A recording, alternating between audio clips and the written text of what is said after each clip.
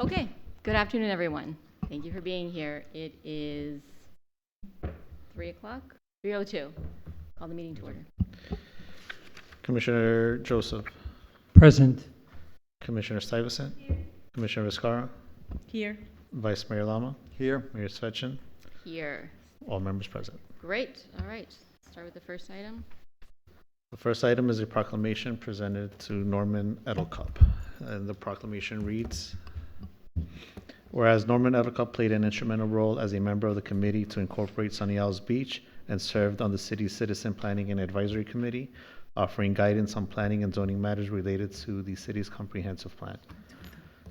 Whereas Norman Edelcup was elected to the Sunny Isles Beach City Commission on September 11th, 2001, and from the outset demonstrated an unwavering commitment to the growth and prosperity of the city through dedicated public service and visionary leadership. Whereas prior to his election, Norman Edelcup was an active member of the community, serving as a founding and director of the Mount Sinai Medical Center Foundation, a member of the North Miami Beach Sunny Isles Beach Kiwanis Club, and past president of the Kiwanis Club of Miami Lakes. And whereas following the passing of Mayor David P. Sampson in 2003, then Vice Mayor Norman Edelcup assumed the duties of mayor on October 13th and was subsequently elected as the city's second mayor in a special election held in January 2004, serving with distinction until terming out in November 2014. And whereas Norman Edelcup was twice reelected by the residents of the city, reflecting their confidence in his leadership and vision, and his enduring legacy continues to shape the identity and success of the city he served so faithfully. And whereas under Norman Edelcup's leadership, the city experienced transformative development, including the completion of the city's government center in 2005, which houses city offices, the police department, a Miami-Dade County branch library, a U.S. post office, and a visitor center. And Norman Edelcup championed the expansion of beach access and lifeguard services, as well as the enhancement of streetscapes, parks, and public parking. And whereas Norman Edelcup's tenure saw the completion of the city's community center and the establishment of the Norman S. Edelcup Sunny Isles Beach K-8 school, a Miami-Dade County public school built with generous support from the city and named in his honor in recognition of his unwavering dedication to education and youth development. Now, therefore, do I, Larissa Svechin, as mayor and on behalf of the City Commission of the City of Sunny Isles Beach, hereby proclaim May 8th, 2025 as Norman Edelcup Day in the City of Sunny Isles Beach. Great, thank you. Okay, next item is the proclamation for the 77th anniversary of Israel's Independence Day. The Council General and his staff were not able to be here, so they requested that we present this at the next meeting, if there are no objections. Okay, next item, 2C. 2C is Education and Sharing Day, USA Okay. in 2025. Can you read it into the record, please? Yes, ma'am. One second.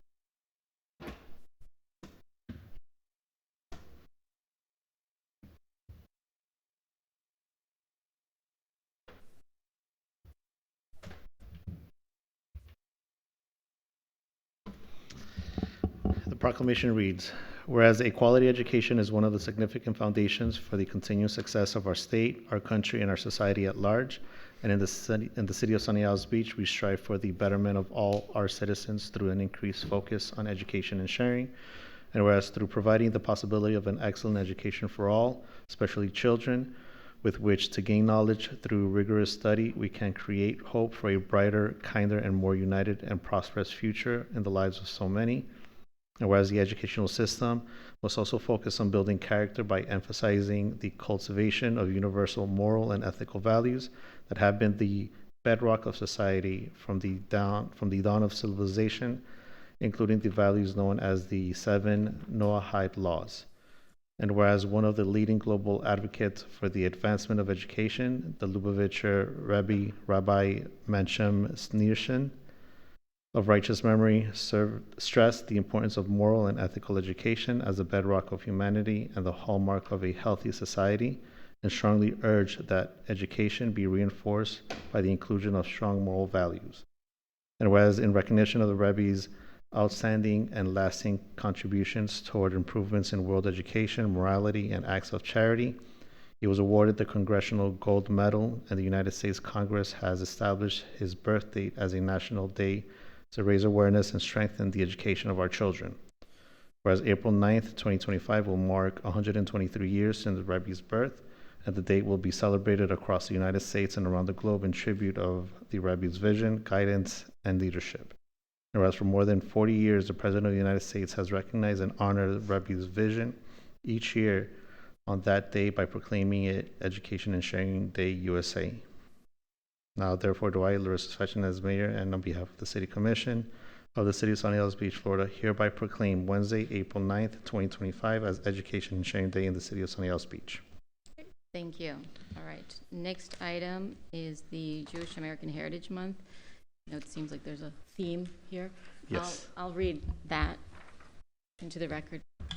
Whereas Jewish American Heritage Month is a time to recognize and celebrate the invaluable contributions of Jewish Americans to our nation's history, culture, and achievements, and whereas the City of Sunny Isles Beach has always strived to promote diversity, equity, and inclusion of all its residents, stakeholders, and visitors alike, and whereas the Jewish community has played a significant role in shaping the fabric of American society, enriching our nation with their diverse backgrounds, talents, and traditions, and whereas Jewish Americans have made substantial contributions to various fields, including science, medicine, academia, literature, arts, entertainment, business, technology, and public service, greatly impacting the progress and prosperity of our nation.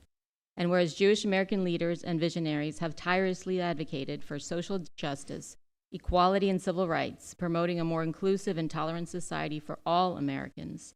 And whereas Jewish Americans have demonstrated remarkable resilience, determination, and perseverance in the face of adversity, embodying the spirit of the American dream and inspiring generations with their stories of triumph over hardship. And whereas the Jewish community has enriched the cultural landscape of the United States through their vibrant traditions, festivals, music, and culinary heritage, contributing to the diversity that defines our nation. And whereas Jewish American History Month provides an opportunity for all Americans to deepen their understanding of Jewish history, heritage, and values, fostering dialogue, mutual respect, and appreciation for the contributions of Jewish Americans. Now, therefore, do I, Larissa Svetchin, as mayor, and on behalf of the City Commission of the City of Sunny Isles Beach, Florida, hereby proclaim the month of May 2025 as Jewish American Heritage Month in the City of Sunny Isles Beach. Thank you. Okay. Next one. 2E is a proclamation presented for End Jew Hatred Month 2025. Correction, it's End Jew Hatred Day, which is April 29th. Yeah. My apologies, yes. No, it's okay. I forgot to tell you. Sorry about that. So first, I'd like to recognize our esteemed Commissioner Sally Heyman. Thank you for coming. He's hiding back. And you're hiding, Sally. What's going on? There you are. Nice smile. Perfect.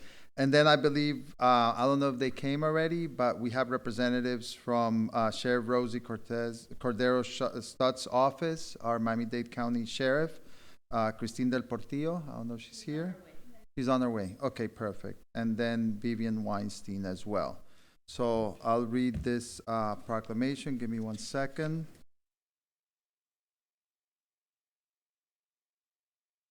Okay.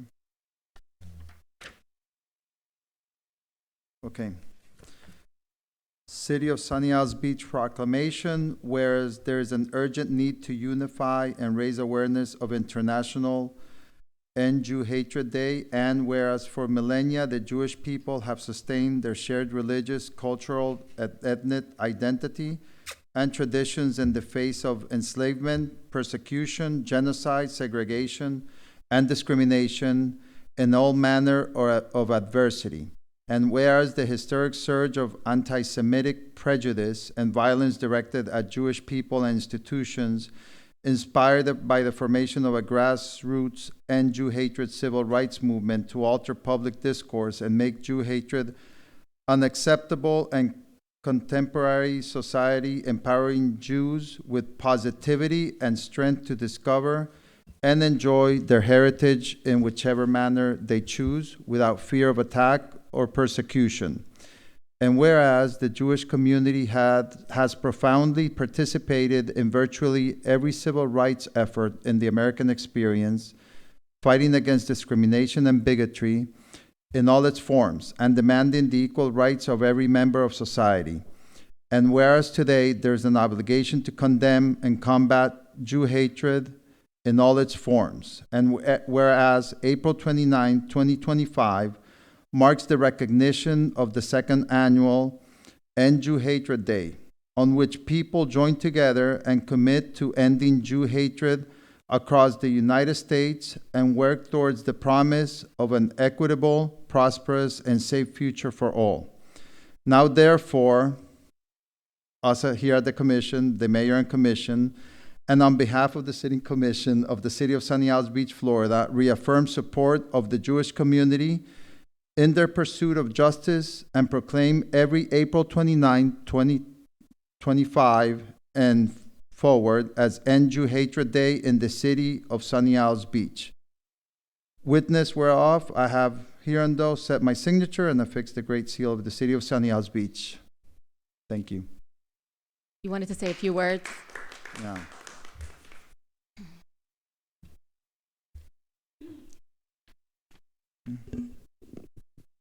Good afternoon, everyone. Good afternoon.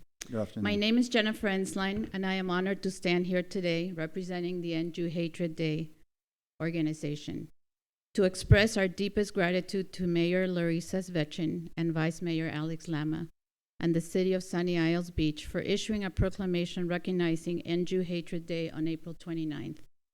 This is more than just a proclamation. It is a powerful statement that hatred has no place in our communities. By taking this stand, the City of Sunny Isles Beach sets an example for cities across America to follow.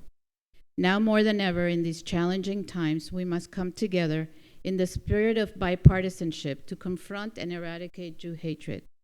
This is not a political issue. It is a moral obligation. Recognizing and fighting Jew hatred is essential in preserving the values of justice, equality, and freedom that define our great nation.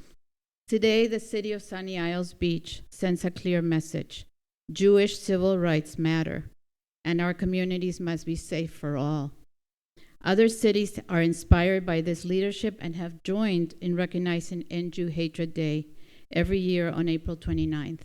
Yesterday, I attended the Miami-Dade Public School Board meeting, and they joined this effort as well. We hope that other school districts will follow as well in Florida. This week, we also celebrate the story of redemption, and we're reminded of the power of perseverance in the face of uncertainty. Israel faces continued multi-front threats from Gaza, Lebanon, Syria, Yemen, Judea and Samaria, and Iran. As we celebrate Passover and Easter, both spring celebrations, let's not forget the 59 hostages who still remain in Gaza, including American Eden Alexander. We cannot celebrate the Jews' freedom from bondage in Egypt while these hostages are still held captivity in tunnels. Bring them home now. As we reflect on the perseverance of the Israelites, may we be reminded of the Jewish people's strength throughout history. Let's lift our spirits, renew hope, and remind ourselves why we celebrate freedom. Let's bring light in these dark times. I wish all of you celebrating a meaningful and peaceful Passover, a time of freedom, faith, and resilience. I wish all of you celebrating Easter, a day filled with joy, love, and special blessing on this holiday season. Thank you, Mayor Svechin. Thank you, Vice Mayor Lama and Commissioners, for standing on the right side of history. Let's continue this fight together. End Jew hatred. Thank you. Thank you. Thank you. Go down and take a picture.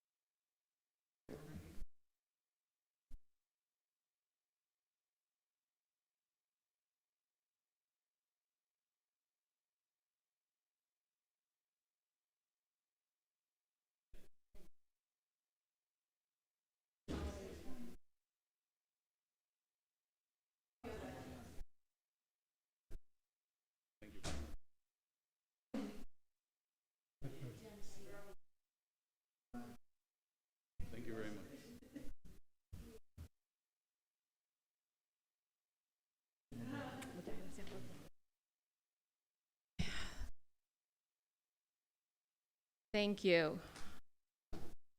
So we have a really long workshop agenda today, but I want to recognize Tomas Regalado, who just got here.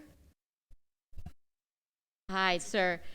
We do have a very long agenda. Normally, I don't like surprises, but it's nice to see you. So if you want to come up and just say a few words, we welcome you here.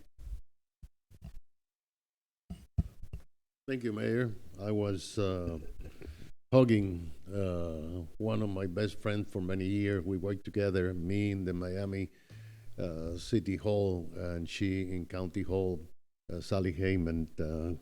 It's a blessing for you to have her for so many years. And now you have a very good commissioner, Mickey Steinberg.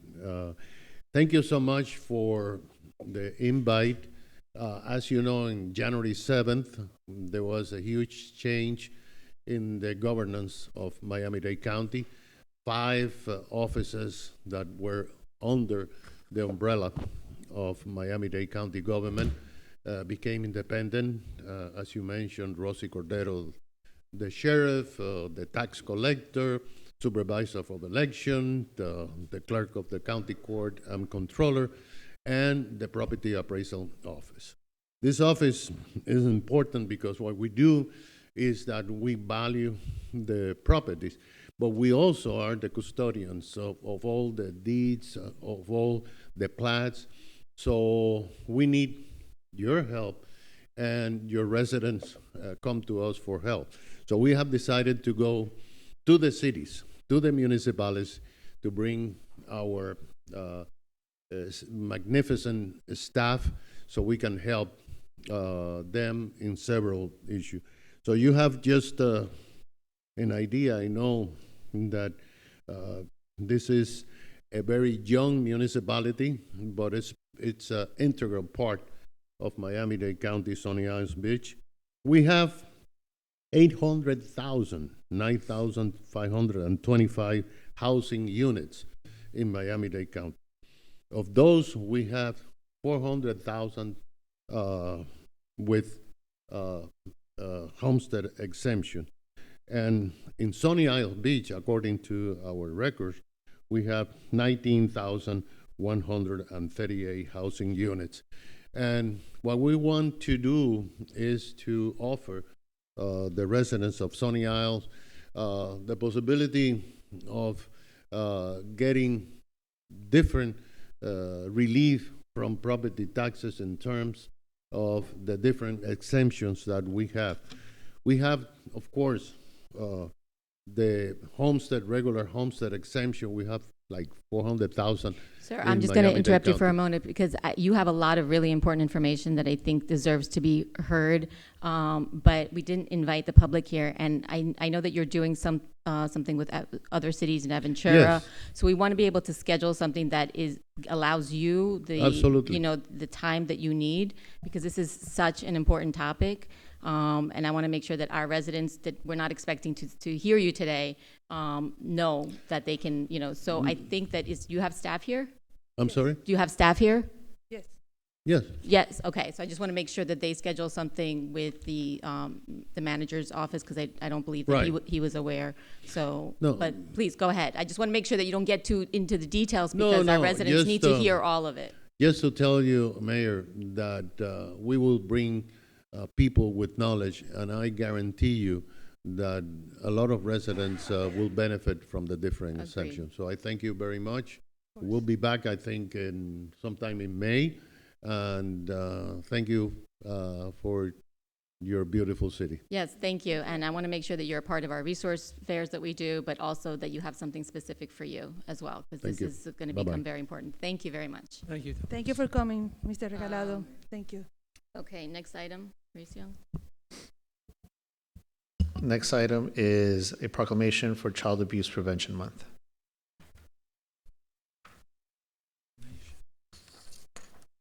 So this is my item as well. I'm going to read the proclamation into the record, but I just wanted to make a few comments about this.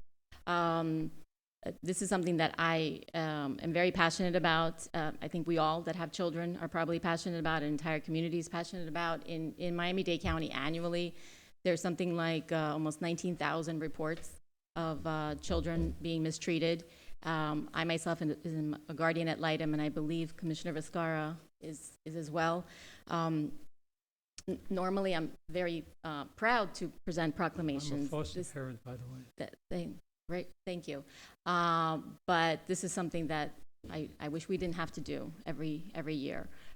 This is something that happens everywhere in communities that are rich, poor, black, white, Russian, Spanish, whatever. This is something that happens throughout the world. And this little proclamation just reminds us that we all need to be more involved in the lives of all children, not just our children. So I'm going to read the proclamation.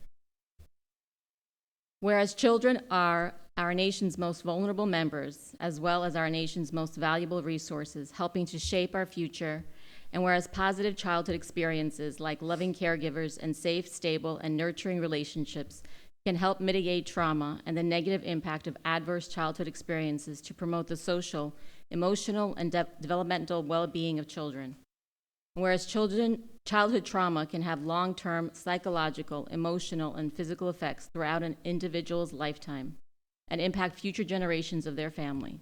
And whereas childhood trauma, including abuse and neglect, is a serious problem affecting every community in the U.S., and finding solutions requires input and action from everyone. And whereas children who live in families with access to concrete economic and social supports are less likely to experience abuse and neglect. And whereas prevention is possible because of the partnerships created between families, prevention advocates, childhood welfare professionals, faith-based organizations, and local, state, and national governments, especially law enforcement agencies. And whereas we acknowledge that in order to solve the public health issue of abuse and neglect, we must work together to change hearts and minds through storytelling, sharing, center the needs of the families, break down biases and barriers, and inspire action through expected and unexpected partners in prevention. And whereas we are committed to advancing equitable, responsive, and effective systems that ensure all children and families are healthy and thriving, and whereas we recognize the need to prioritize kids and invest in more prevention initiatives like home visiting and family strengthening policies, economic supports, and community-based child abuse prevention programs at the national, state, and local levels. Now, therefore, do I, Larissa Svetchin, as mayor, and on behalf of the City Commission of the City of Sunny Isles Beach, Florida, hereby proclaim the month of April 2025 as National Childhood Abuse Prevention Month in the City of Sunny Isles Beach. I just want to add that I think all police departments are exceptional. I think that ours is the most exceptional, and how involved they are in helping to prevent child abuse, and how closely they work with the families and our staff as well. I know it gets a lot of training to see the signs of child abuse. So thank you. Next item. Next item is 2G, proclamation for Autism Acceptance Month. Scar? Hi, is Dr. Durachev here yet? Can we push this one a little bit? Because I'm presenting it to Oh, yeah, someone who's, absolutely, absolutely. stuck in some lane closures. Okay, so the next one is 2H, Building Safety Month. Mr. Building Official? you wanna come?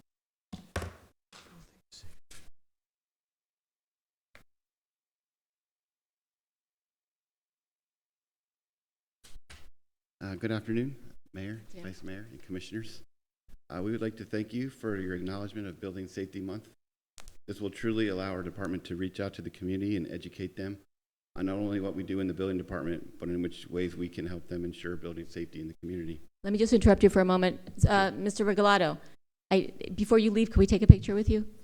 So if we could have him finish, and then we'll please. I know the traffic is bad, but give us another minute. I'll be brief. Yep. Okay, so each week in the month of May, we will engage with other departments to reach out to the community about topics such as building safety, how it impacts our lives of where we work and play. We want to create a plan of building support and safety programs in our homes and community. We also help to be prepared for natural disasters such as weather, flooding, fires, and hurricanes. We will also reach out to the community, having a building safety professional speak to the residents about the rewarding careers and tips on how safely they can manage emergencies that can occur in the homes. We also would like to reach out to the youth to discuss how they are the future of the city and what they can do to be part of the global effort to promote health, safety, and welfare in the community and beyond. Great. Thank you. Are we going to Do we have the proclamation? that's Let's right. go down and take a picture, and then we'll take a picture with.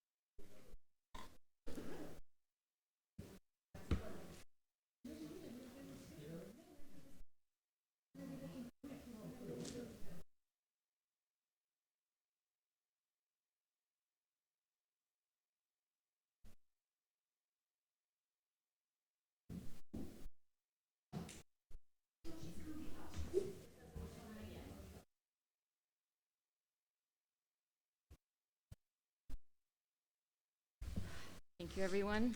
All right, next item, please. 2I, legislative update by Commissioner Viscarro. Okay, that's me. Okay, so good news and bad news. The committees stop meeting after day 50, and day 50 is sometime next week. So if your stuff is not moving, it's probably not going to get done. But if we don't like it, then that's good news. Okay, so to go through, also I'd like to remind everyone we have our webpage where we're tracking the things that we're doing. This is the first year that we do that, and it'll stay there forever. And as we build our legislative advocacy, it'll be there. And then at the end of the session, we'll update it with everything. But we're updating it as we go. So the first bill that we've been following is the suits against the government. It is moving in the House, but not the Senate. So again, that's good news, because if it's not moving in one side, it's unlikely that it'll progress. But stranger things have happened, and it's not over till it's over. So there were edits to it, amendments. I call them edits, but they're amendments. So they started with something ridiculous, like 10 times more than what it used to be. So now they've become more reasonable. Now it's just more than double for the per person. So they went from 200 to 500, and then more than triple for the per incident. So they went from 300 to 1 million. Those are still unreasonable numbers if you were to make adjustments for the CPI. But that's the strategy, right? They throw out these insane things, and then they give you less insane things, and we're supposed to think it's okay. But hopefully it won't go anywhere. The other thing that's problematic about it is that this would allow you to settle in excess of the caps. So they're telling you 1 million, but it allows you to settle in excess of 1 million, so then you really don't have limits. So it's a problem for us, because that would increase our insurance rates and make it a more litigious situation. The coastal resilience, as we expected, is doing very well. It passed all its committees in the Senate, it passed all its committees in the House, and it's expected to pass. The local business tax, that's the one that I didn't present it, but we sent a letter And it was one of the things that I was putting in legislators' hands when we were in Tallahassee.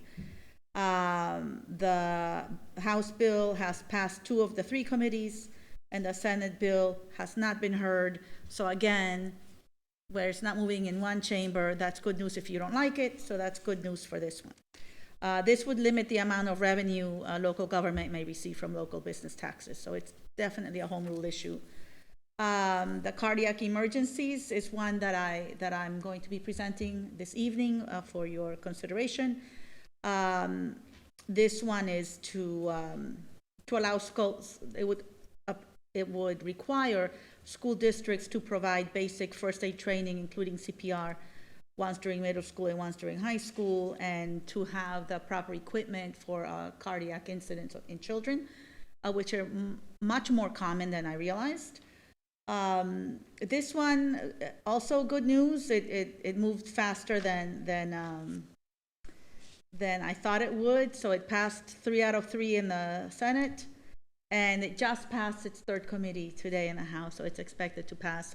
I reached out to the sponsors, and they sent us a letter, and they say that, you know, we truly appreciate your support in prioritizing the safety of our students, not only in Sunny Isles Beach, but throughout the state of Florida, and your commitment to ensuring that schools are equipped with the necessary tools and emergency plans to protect lives during cardiac incidents is commendable. So they're thanking us in advance for your vote today at 6. Okay. The other one that I'm going to bring up is Senate Bill 918, which is one that loosens child labor laws. I usually pair the autism proclamation with the child abuse proclamation, because those things are usually related when it's not diagnosed. So I'll remind you of that when we talk about the labor law bill later tonight. It allows minors, it makes changes, they're different, but the big one is that it removes the limitations on working hours for minors 16 and 17 years of age. Under the bill, those minors are no longer restricted from working at night or for more than 8 hours a day when school is scheduled the next day. Those minors may also work more than 30 hours a week when school is in session, and for more than 8 hours a day without a 30-minute break. I mean, that's explicitly stated. Like, you don't need a break if you're 16 or 17 and working the midnight shift and expected to do well in chemistry at 7:20. And also, it removes all employment restrictions in some of the Florida statutes with minors 14 and 15 years of age. So again, this may not be an issue for our families, but if you're in a vulnerable population, this can be, this exposes foster kids, for example. You know, we assume that children have caring parents, but we wouldn't need a child abuse proclamation if that were always the case, right? So I'm a hard no on that one, so I'll ask you to support it later. And the immigration SB2C that was presented, that became a law. I couldn't confirm that the last time. It is law. And I'll be bringing something to your attention later about the certified recovery residencies. It's a preemption issue. I'm still looking into it, but basically it would allow the certified recovery residencies, which I don't know if I'm fairly characterizing them as halfway home. They're like when you're recovering from addiction and the like, and they're doing away with zoning, and yeah, it's nice. so yeah. So we're gonna want to oppose that, but I'll bring it in more detail. I'll bring you more detail later, but I would like to get your consensus once I really get a grip on it, because it just came to my attention a couple of days ago. If it would be okay to send a letter and not do the proclamation or like a resolution next month, because the session will be over next month. It's been moving. It's been moving. It's passed two committees on each side.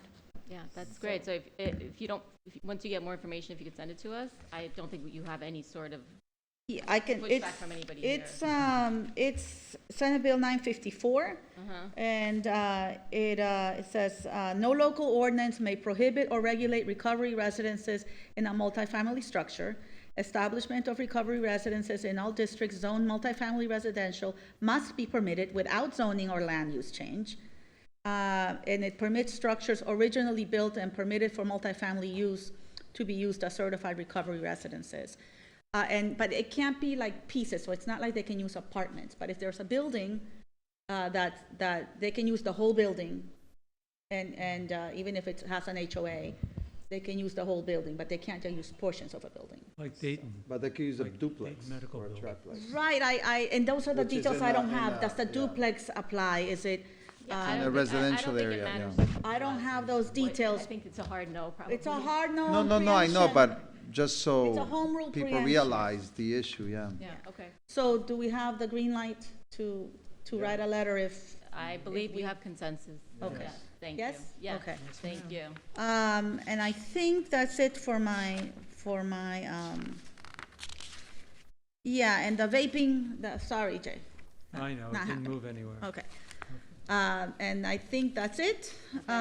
So keep your fingers crossed. Day 50 is April 23. After that, things are not likely to move. I want to, commend you on staying on top of all of this, and I appreciate it. I think that every year we've gotten better and better at this, and it just really helps the residents understand how much of what happens and what we can do and what we can't do actually happens in Tallahassee very, very quickly. Very quickly. So, yes, thank you for Without that. consideration for cities like ours. No, on the contrary, it's by design. Yeah. It's to put the burden on us, and so they can have it a little easier. But okay, All right. Thank you. All that's right. it for my legislative update. So, okay, so we're waiting for your item. I think Dr. Drusher is Okay. here. Oh, Okay. wonderful. Okay, so we're going back to then Welcome. to G. 2G. To G then. Yeah. Okay, so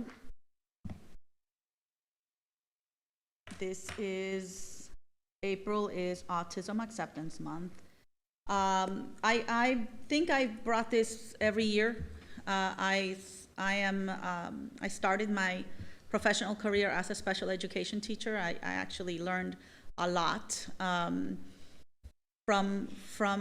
they taught me a lot. I can tell you that. And so I've always had a soft spot for autistic children. And a few years ago, maybe 2016, 2017, I attended Autism Day, World Autism Day in the United Nations. And I never thought about it because I always think about children. And I know it sounds silly, but I never considered that autistic children become autistic adults.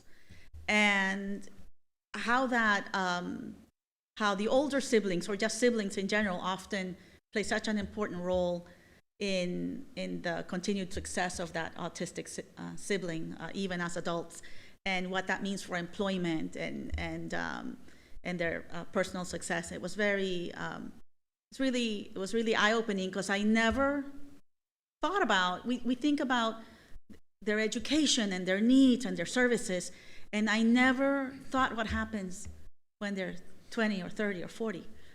And as a result of that, I then did my research, and I invited the CARD program, and Dr. Duracher will be able to talk to us about that. So why don't you tell us about CARD? They actually trained us some years ago, and then we'll read the proclamation and take the picture. Wonderful. Hello, good afternoon, everybody. Thank you for being patient on my journey here. It took me a long time to get here. Thank you, Mayor, Vice Mayor, of course, Commissioner Vizcarra, and the rest of the commission for having us here today. CARD is really a unique program. I'm not sure if you all know about us. We are funded directly through the state of Florida, through the Department of Education. We are a discretionary project aimed at supporting DOE and schools and families in the state. But our mission, even though we are funded through the Department of Education, is a lifespan program. So we serve earliest diagnosis well before children are in school, and our oldest clients are in their 80s at this point. In fact, to Commissioner Viscara's point, 70% of our clients are age 12 and older. And so we do see the need across the lifespan to provide supports. We are lucky we get to provide these supports at no charge to families through our funding and other foundation grants that we have. We take a very hands-on approach when families come to CARD for the first time. They may be grappling with a brand new diagnosis, and we support them by basically hand-holding them through that journey. We are really their lifeline in the process as they transition from one stage of life to the next. We collaborate with the schools, we collaborate with private practitioners, speech pathologists, neurologists, other medical professionals. We basically collaborate with anybody who touches the life of anybody with autism. So we have a very big, large, and growing autism-friendly initiative that we have. And the goal of that is to really make people with autism, autistic individuals, and their families feel accepted, valued, and comfortable no matter where they go in the community. We've partnered extensively with Miami-Dade County, libraries, parks and recreation, and police, and we've partnered with municipalities as well, like Sunny Isles Beach. So thank you for having us here today, and we are always very honored when municipalities partner with us for the betterment of our clients. Thank you. Thank you. Do you want to read the proclamation? I'll read the proclamation, so don't go far. Whereas autism spectrum disorder, ASD, is a developmental disability that can cause significant social, communication, and behavioral challenges, and whereas autism is defined by a certain set of behaviors and is a spectrum condition that affects people differently and to varying degrees, and whereas diagnosis of ASD now includes several conditions that were previously diagnosed separately, such as autistic disorder, pervasive developmental disorder, and Asperger's syndrome, and whereas approximately 1 in 36 children have been identified with ASD in the United States, and an estimated 61.8 million individuals worldwide, making it one of the fastest growing developmental disorders in the world. And whereas individuals with ASD have unique abilities, talents, and perspectives that enrich our communities, workplaces, and society as a whole. Whereas individuals with ASD face significant barriers to accessing appropriate education, healthcare, employment, and other essential services, and more work needs to be done to address these disparities. Whereas, while there is currently no known single cause of ASD, early diagnosis can help a person receive support and services needed, which can lead to a quality of life filled with opportunity. Whereas during the month of April, we as a city pledge to promote autism awareness, acceptance, and inclusion for all, and will strive to ensure that each person with ASD is provided an opportunity to achieve the highest possible quality of life. Now, therefore, does the City Commission of the City of Sunny Isles Beach, Florida, hereby proclaim the month of April 2025 as Autism Acceptance Month in the City of Sunny Isles Beach. Wonderful. Wow, really, really lovely proclamation. Thank you so much. You can thank the city clerk. He does a good job. Beautiful words, and words to live by.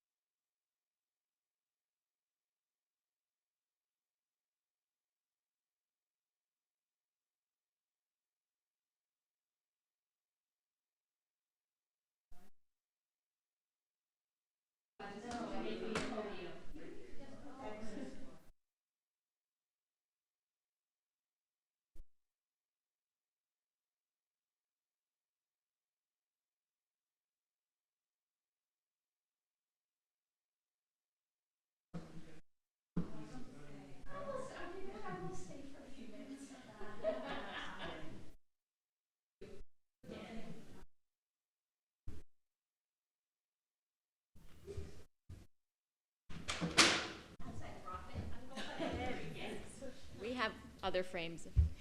Nope, it's perfect. Okay, all right. Lucio? We're now into discussion items. 3A is a discussion regarding the revised 2025 holiday lights proposal.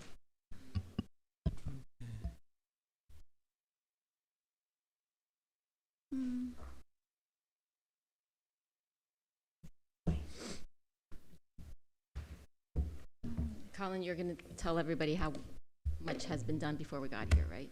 Yes, ma'am. Okay, for good. this? The history behind all of this. This is a very serious topic, and I'm Honorable- serious, I'm not kidding. Honorable Mayor, Vice Mayor, Commission, City Manager's Office. We're back again for round two. The City Holiday Lights Contract 21-7688 with Lighter Up expires on July 31st, 2025 with one final one-year renewal remaining. City staff and the contractor Lighter Up LLC took the Commission's feedback from last month's workshop and put together a revised proposal for discussion. Once discussed at this workshop, it will be presented as a resolution for approval at tonight's Commission meeting. To summarize our discussion from the first time, our original proposal that we brought last month, and then what we're proposing now after taking your feedback. 2024, your total price for our 2024 holiday lights season was $169,080. The 2025 original proposal is which we proposed last month was $221,580, and that included the following additions there were additions from the year previously. That was the addition of the large interactive willow tree as the centerpiece at Gateway Park, the addition of snowflakes on the stage at Gateway, addition of a large star next to the menorah at Gateway Park, addition of additional decor on a large city-owned tree at Heritage, addition of the wreath, snowflakes, and lighting on the Gateway Pedestrian Bridge, an addition of pole decor and lighting along 172 at North Bay Road. So those were the add-ons from 2024 to our original proposal that we brought to you last month. Now for tonight, or for this afternoon, a revised 2025 proposal. The total for this proposal is $279,180. And that includes the following additions that were based on your feedback from last month. So everything that I originally mentioned that we brought to you last month, that's included, in addition to a large tree at Samson Oceanfront Park, a large menorah at Samson Oceanfront Park, 2 large stars at Samson Oceanfront Park, 6 additional dreidel street pole decor, additional dreidel decor at Intercoastal Park, replacing of the white gift box with a multicolored gift package at Intercoastal Park, and adding a red, gold, and silver ornament package.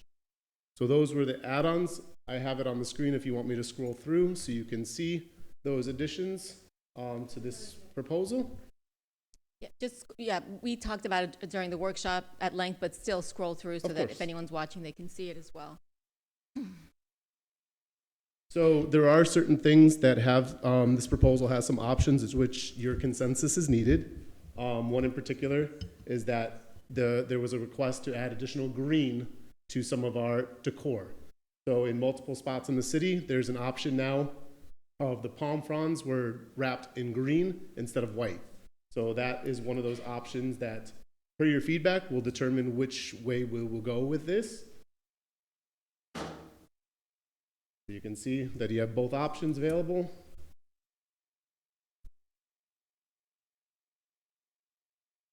So in particular here, this is 174 and Collins Avenue. That's one of those additional 6 dreidel pole decors that was on this proposal, not last month. And then here is the revised Samson.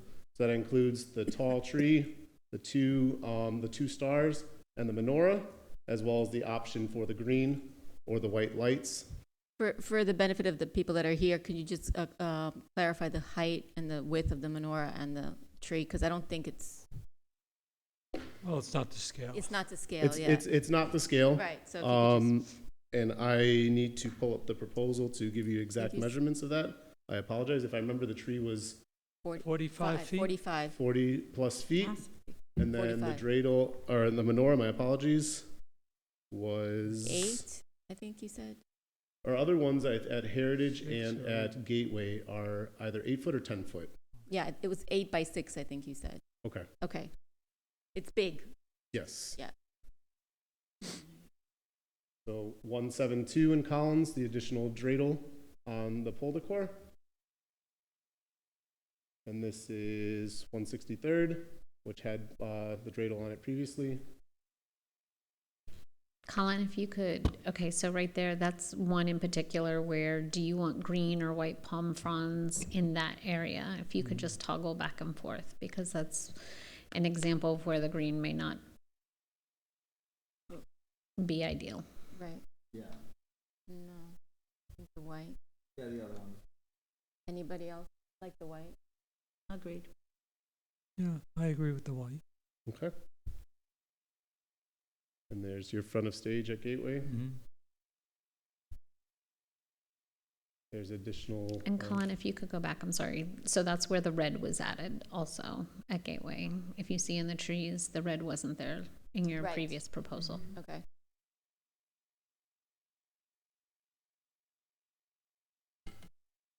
And then this is the additional multicolored package and dreidel at Intercoastal Park. And then there's the green or white option at the north end of the city.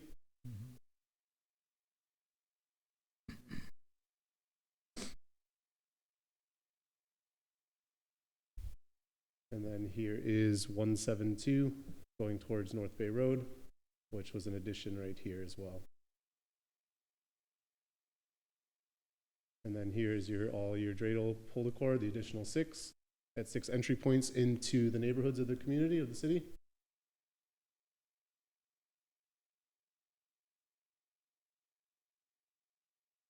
And that's the pole decor.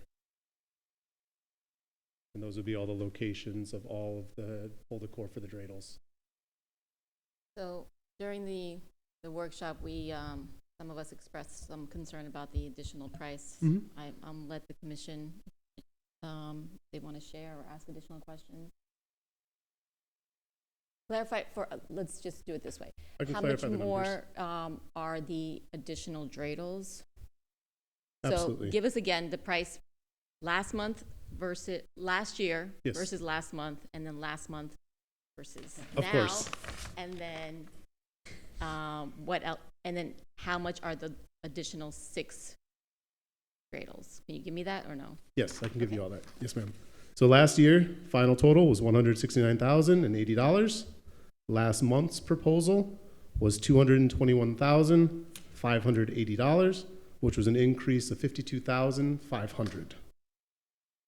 As proposed in this proposal today, which included an additional 6 dreidels for a total of 14 pole decor dreidels, that total amount was $279,180, which was an increase of $57,600 from what we proposed last month.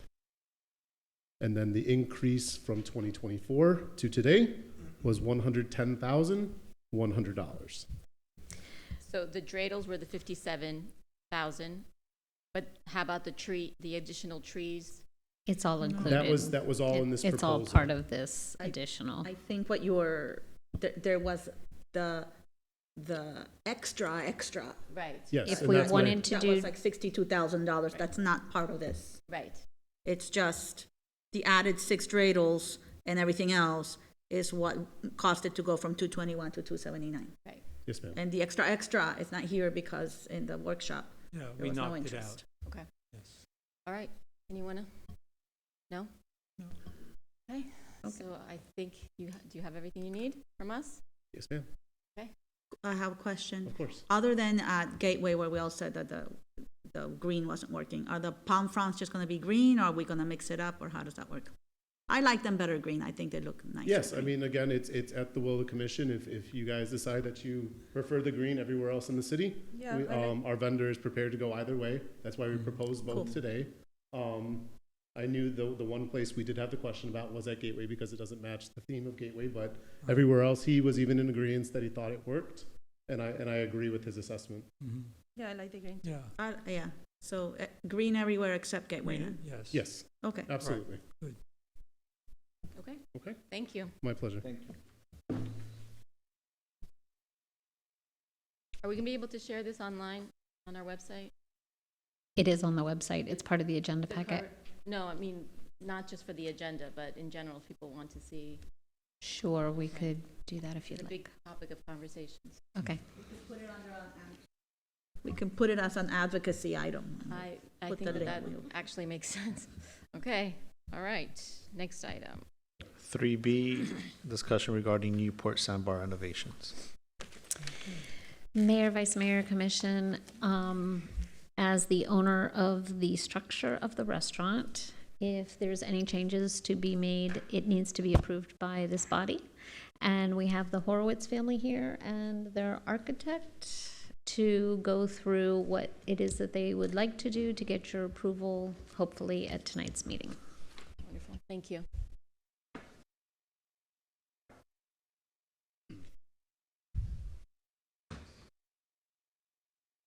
Everyone. Hi.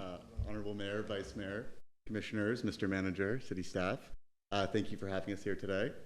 I'm Eddie Horowitz, representing Pier Restaurant Associates, PRA Hospitality, and the Newport Hotel, soon to be the Sunny. I'm here to present and discuss the renovation of the restaurant at the Newport Pier. I'm going to try to use this correctly. Okay, perfect. So Malcolm Berg, principal of award-winning architecture firm EOA, has a great presentation today, which many of you have seen in some way, shape, or form. But I just wanted to kind of set the stage and discuss what we're hoping to do and give you some background before Malcolm begins. So, all right, the history. I'm going to run through like 100 years in 100 seconds quickly. I'm sure most of you know this, but thought I'd set the stage. Okay, so 1930s, the pier was actually the first structure in what's now Sunny Isles Beach. It's always kind of been a gathering place for the community. 1980s, Newport Beachside restored the pier after a hurricane and entered into a lease with the state of Florida. Then 2005, almost 20 years later, the pier was severely damaged by Hurricane Wilma. And then several years after that, the Newport and Sunny Isles Beach entered into a public-private partnership to rebuild the pier. The Newport transferred the lease to the city and contributed $2 million towards its reconstruction, and the new pier was engineered with enhanced structural integrity to withstand future storm damage, securing its place as a lasting community landmark for generations to come. 2013, the newly constructed pier reopens. 2013 to 2023, a restaurant called Beach Bar was operated by a third-party tenant. 2023 to present, following Beach Bar's closure, we opened Sandbar as a temporary stopgap to continue offering a restaurant amenity to the community and to keep many people employed.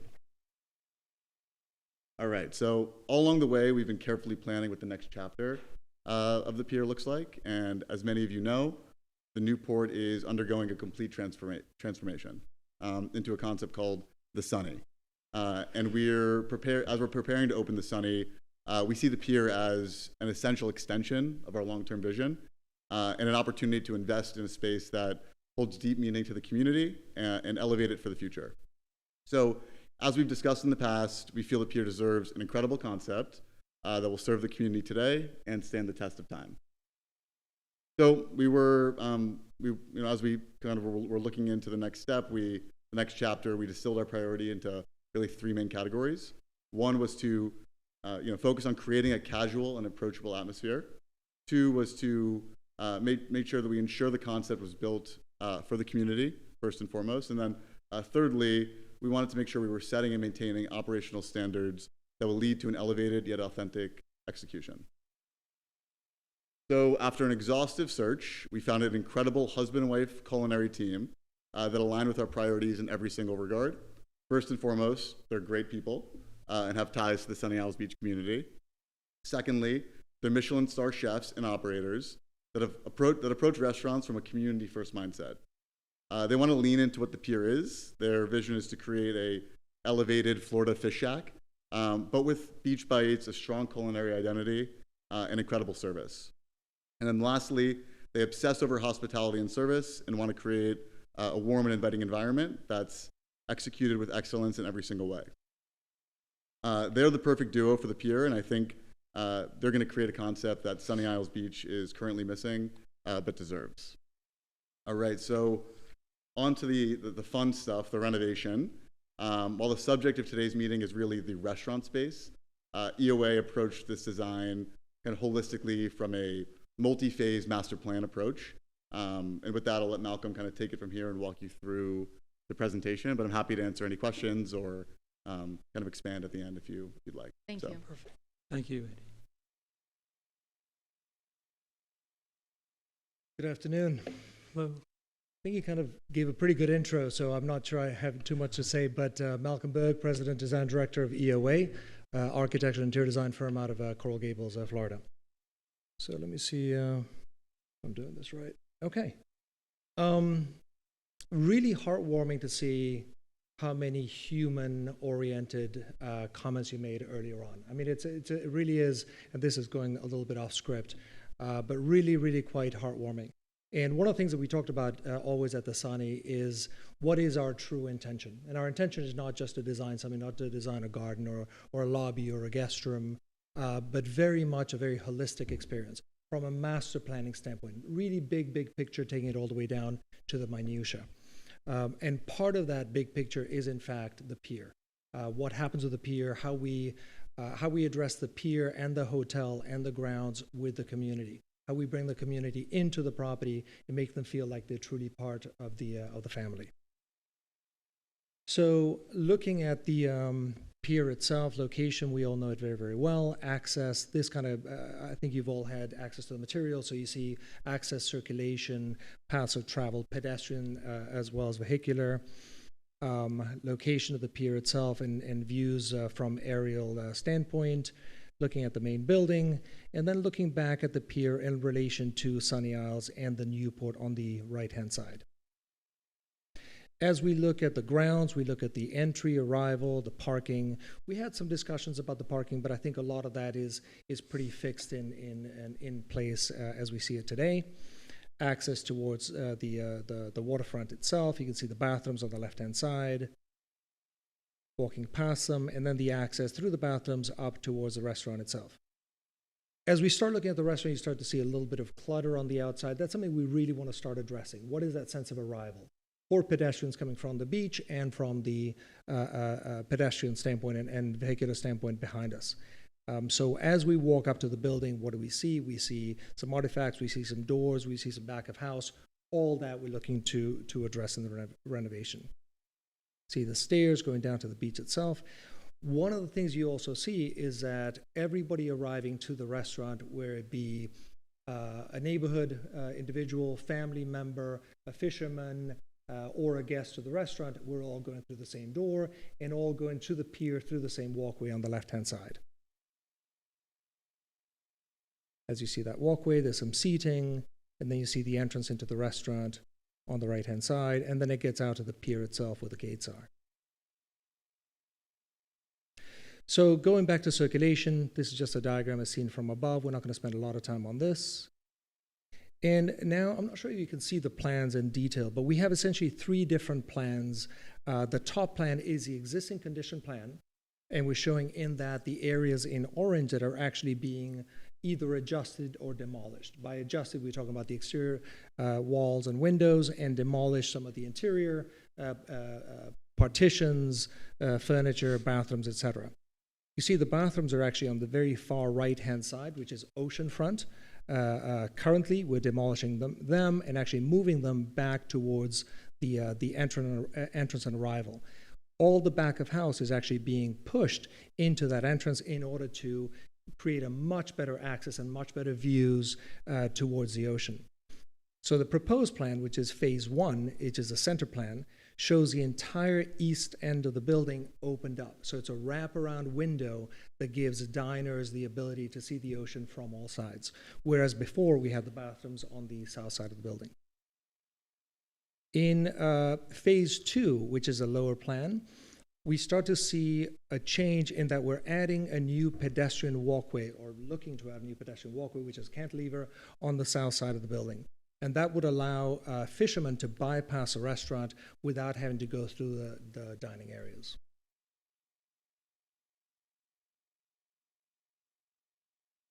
This plan shows the overall site. On the left-hand side, you see the restaurant. the viewing terrace in the center, and then on the far right-hand side, we start to see the shading devices, and then far right, the actual fishing areas. So in looking at the concept, we really thought about how we tackle everything for the community, who we wanted to bring to the pier, for fishermen as well, and for the restaurant guests. So this starts to show the rendering of the restaurant as we see it. These are the renovations. You see the roof is being redone, the facade is being redone. You see on the right-hand side, the sense of arrival is very reductive and cleaned up. The door to the entrance is moved down a little bit more, and then you see the bar directly next to the entrance door. So looking into the shading devices that are a little bit beyond, and we can stop here for any questions if you have, or I can move right into the next phase. Okay. So the shading devices we talked about as an opportunity to bring guests and residents into the pier itself, which is currently a little bit underutilized by the neighborhood. So we talked about dappled shade, dappled light, the ocean waves, and where the sun is actually coming from, which is always from the south side. So we talked about providing a screen of some sort, a sculptural screen that provide shading onto the terrace at all times of the day. Precedence for the shading device, and how that becomes articulated as a beautiful wave emanating from the south side, sort of floating over the pier to cast shadow over the entire pier. And that's basically the look from an aerial looking down onto the pier itself.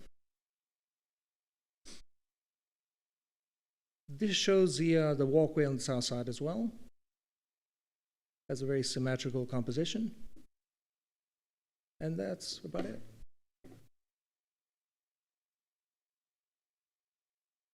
Questions? I like it. Yeah. When are you going to start? Quite simple. I have a comment, yeah. Vice Mayor. And thank you for coming. We met before. So going back to the shade devices. So I remember we had that discussion about, kind of blocking the view of the ocean. So, if you're looking at shading device, you don't need to cover, you don't have to have it going up, vertically. I think that if you put something horizontally, you still have shade. So if you could kind of look into that, I would appreciate that, because to produce shade, you don't need it to have the way you have it right now. I mean, it looks beautiful, don't get me wrong, but if you're around the area, you cannot really appreciate the ocean. So that's my comment. Mm-hmm. But show us that again, because Sure. I was thinking the same thing, but then I realized in the other picture that you could go around. It's not blocking you. Do you have anything? I think that's... No, this one actually emanates from the full south side of the pier. Now, we can talk about different levels of porosity. I mean, it can be way more open at the lower level and more dense as it comes up. But it does literally emanate from the south. Physical structure of the pier comes over and wraps. Now, remember, the sun sometimes is very low. So when it rises, it's low, and as it goes up, it's a little bit higher, and then comes back down on the west side. So for early mornings, you would have shadow. Midday, you would have shadow. And evening, you would have shadow. That's the idea for it to come a little bit lower. And if I may just add to that, when we were looking at the shade that was going to be provided by the other design that you all had approved, which was above only, not on the side, the shade it was producing was actually going to be in the water. Yeah. The people under that understood, weren't going to because, get much. the sun moves, yeah. Exactly. So, So really think about when this would be used, when runners go out in the morning, when strollers go out in the morning, when fishermen come out, if you need some shade in the morning or in the evening, especially in the later afternoon as the sun starts to wrap down. It's still blasting hot, but it gets a little bit lower before it hits the horizon. It's nice to have something a little bit lower. Now, again, degrees of porosity, we can definitely kind of clean it up and allow for more visibility at the lower level. And remember, this is also very intermittent. It's not consistent. So there's only a small portion of it that does this. yeah, I saw that. So let me go back for a second. Yeah. So when we're looking at this right here, Everything in blue and everything in yellow on the left-hand side, completely transparent to the south side. So where you're dining, where you're walking, everything's fine. The only area we're talking about is this area in orange where you have the seating areas. So where, benches, planters, So etc., so with where you strollers want or- to sit down and you want to be a little bit shielded, either from the wind or from the sun. It's a moment of refuge, of respite, of relaxation. And then beyond that, everything on the right in white is totally open. So it's really allowing for a moment of respite. In this regard, I believe that an overhead canopy would not address the issue. Well, it depends. You could always tilt it a little bit. Who knows? I mean, my issue is that you don't want to block also the view of the ocean too much. So you know what we can do is we can going do back- some shading studies for you that kind of show what it does and views as well.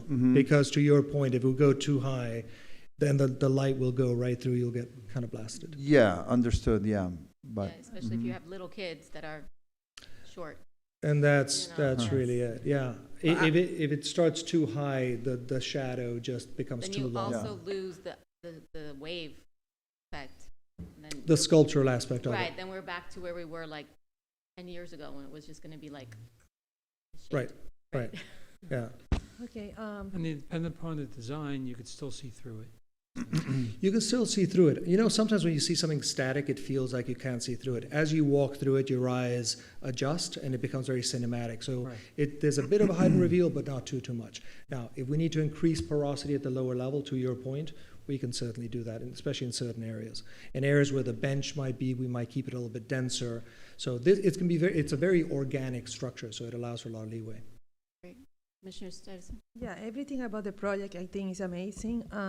Things that you didn't present, but I see before, like the other entrance, the new bathrooms, the parking, everything. I think we need it. The only thing I don't like, I've been very consistent with, is the shade. Because I think there is no expectation when you go to a pier to have a shaded area. So that's the only part that is a hard sell for me. And also, anyway, that will have to come to the commission, because if I'm not mistaken, we need to approve it, and I think we're paying part of it, or at least that was in the past. So anyway, it's a discussion that we're gonna have in the future when a final decision is made. But like I've been very consistent. I do actually go to the pier a lot with my son, and there is zero expectation of a shade area on my part and the people that I know that they frequent the pier. Another thing is that knowing how the area we are, hurricanes and all of that, I know they're gonna do the study and the wind studies to prevent. Still, I just can't imagine what will happen with the few first storms that we had, that they are really heavy. Other than that, I think it's an amazing project. I can't wait to see it happen. Okay? Me too. So as to the shading devices, remember, this was really a response to the fact that there were other shading devices being proposed. So we said, if there's something going there, we'd rather have something that actually casts shade on the pier, not on the water. So, yeah. And the way it is right now, my son will climb that in a second. He's Yeah. 6. And I don't want to see that happening. No, it looks beautiful. Just going back to shade devices, I don't remember exactly. I have a vague idea of what they look like, but just talking out loud, when you go to the beach, you take your umbrella. If the sun starts moving, obviously, the shade's all the way there, but, with that umbrella, you could tilt it. So then that, helps you with the shade. You still bring back the shade to where you are sitting. So I'm just talking out loud, something like that, where obviously is not going from the ground up, but you might have something where it kind of tilts a little bit, where it does address the issue of the sun moving and the shade moving with, the movement of the sun. So I don't know if that's possible, but I just wanted to put it out there. Yeah, no, I love the idea. It's very, very kinetic. I mean, anything kinetic, anything movable like that is a little bit more technically challenging. Everything is doable, but a little bit more technically challenging. What this does is, because it's on the south side, no matter where the sun is coming from, you will always have shade as it wraps around. Yeah, I understand. I mean, my apartment oversees the south, so I can relate. Yeah. And again, the shading device is really not particularly relevant to the restaurant itself. It's just in response to the fact that there was something previously proposed that we'd like to make sure is actually functional. Right, I think this is a much more Yeah, if I could viable and more beautiful option. So if I could just kind of jump in on that point. I think there are 4 different phases to this project. Today, we're here to talk about really the restaurant space. Right. I wanted to show everyone kind of what the master plan was. So just kind of, let me go forward. Actually, if everyone wants to, if this can work. We found a video online yesterday in the Wolfson archives that shows the pier back in the 50s, I think.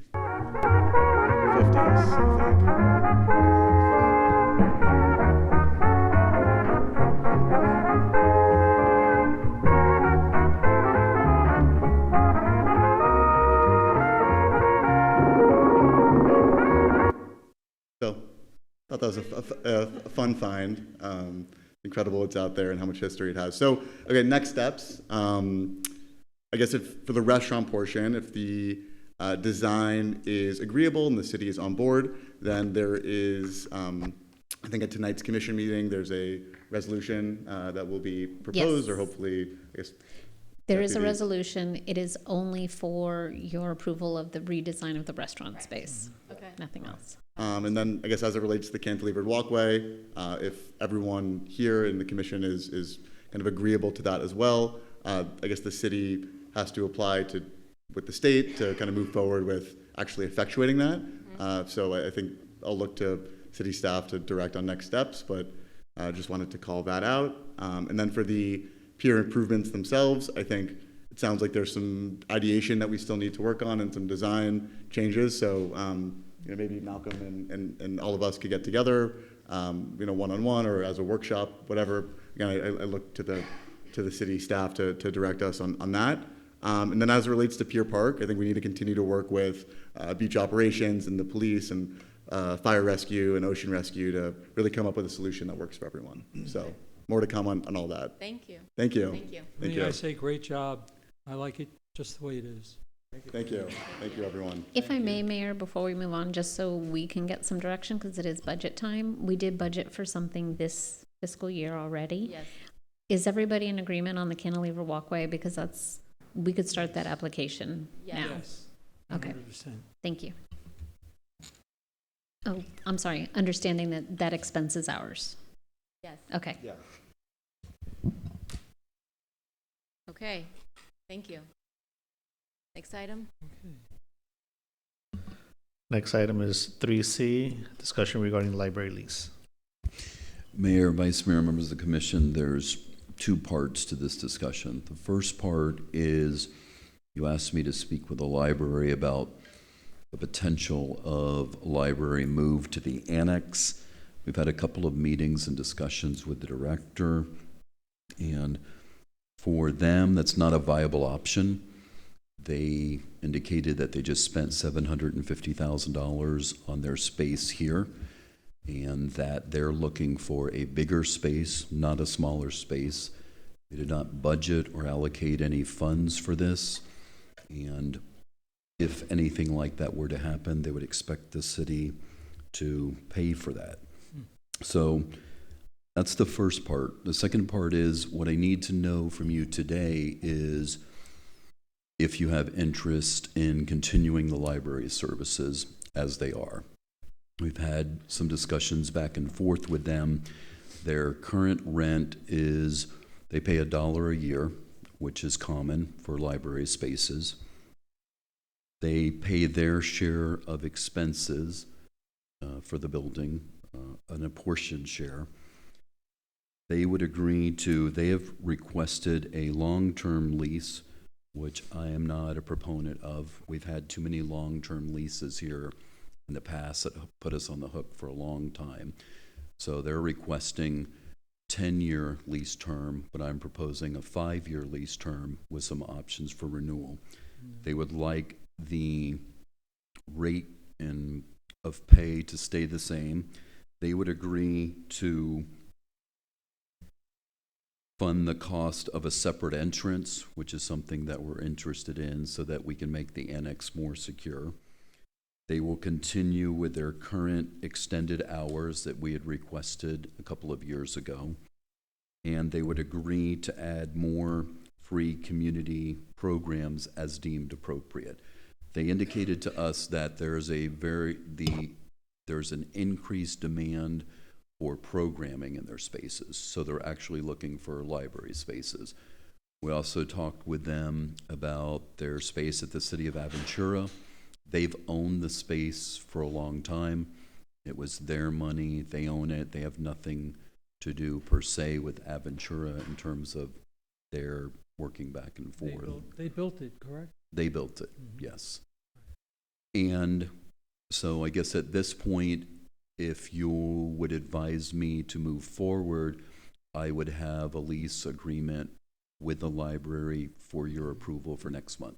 Okay, well, I want to say that for me, the library is probably one of the most important services that we have in the city. I know that their programming has increased year over year, and if you've ever gone to some of the programming in the first floor meeting room, it's packed. I would love it if they had entire building, but I know that's not feasible. So I am very, very much in support in continuing the relationship in exactly how you're recommending. It's really a huge service, and it complements our programming so well. And I think that people really that don't use the library underestimate how much value it brings to the community for all ages. So I really recommend for people to go in there at different times to see just the kind of people that are in there, from tutoring to older people using the computers to people just reading, and the renovation is just lovely. So I'm a big proponent of continuing that relationship as it is. But I'd like to hear from everyone else. Vice Mayor? Yes, I mean, we need a library here. If we do away with the library, I think the residents will not be happy. I would like to see some enhancements, like what you mentioned, the extended hours, perhaps more programming as well. And regarding the entrance, where would that be? A separate entrance? Did they tell you? No, we've requested it. It would be our design. We're proposing to put an entrance on the east side of the property. So somebody that visited the library, we would put an entrance there with a canopy-style opening, actually right outside this area here. So that instead of people going through the annex, they would come around to this side in between the chambers and the library and enter in there. Okay. And we would also propose opening a space in the wall so that they would have access to the bathrooms. And that would enable us to control our space a little bit better, and theirs as well. Okay. Would we be open to perhaps, because obviously we'll have a big lobby there, are we going to keep the same area size that we have in the lobby if they have a separate entrance? If we can facilitate. Because where I'm going at is that maybe, we want to make them have more events or more activities. Could we perhaps take away some space from our lobby and I don't know, if give them a little more space? Well, with $1 a year, I don't know if that's worth it though, but yeah. Well, right now, I don't think we're discussing the additional entrance. It's more to proceed with, Yeah. because that we can. But I am interested in them perhaps having more programs for the residents. Yeah. Yeah, definitely. Okay. Right. Mhm. All right. Okay. Commissioner Yeah, Joseph? I'm in agreement the way it is. Yeah, with some of the requests you made. Mm-hmm. Yeah, I'm in the same boat. Like, if it stays the same, I'm fine. If we can make it better, great. When you said a separate entrance, I was thinking about cars. I'm like, how are you gonna do that? But you're talking about pedestrians, like how they. Door. And, yeah, we're talking about a door. Yeah. So I was thinking entrance, I was thinking traffic. So, yeah, but I guess it would be like facing the fountain. I have no sense of direction. It's this way? Okay. So I like that, but it's not a deal breaker or anything. Like I said, but separating the space would be nice, just because I don't need to tell you, we end up having a bunch of children running around in the lobby, and it'd be nice not to have that. And maybe part of the conversation can be, and I don't know if it's possible, can we put bathrooms in the library so that we don't have to, they can just be like their own thing? I don't know. I think there's a requirement for the handicapped and, I'm just saying, if we're gonna have the conversation, ask, but again, I'm fine if it stays the way that it is. yeah. Okay, Commissioner Joseph? Yes, okay. So what I'm understanding is in Aventura, the county owns the building. They pay all the expenses, which are a lot more than $1. Correct? And That's my understanding, yes. yes, okay. And with Sunny Isles, I feel like I'm having my arm twisted when we have this building, which we should be using for the city's use, and we're giving it away to the county for $1. But it's for our residents. You I recognize understand. that? Yes, it's for our residents, and the county, the same as they did in Aventura, should supply a library somewhere in Sunny Isles, but not in our City Hall, where we need the space for City Hall. For our residents. I disagree. Okay. Okay, but please go ahead. I'm not going to interrupt you. Go ahead. May I add Yes. to that? The library in Aventura actually existed before Aventura was incorporated. It was county-owned property. They already had a library there.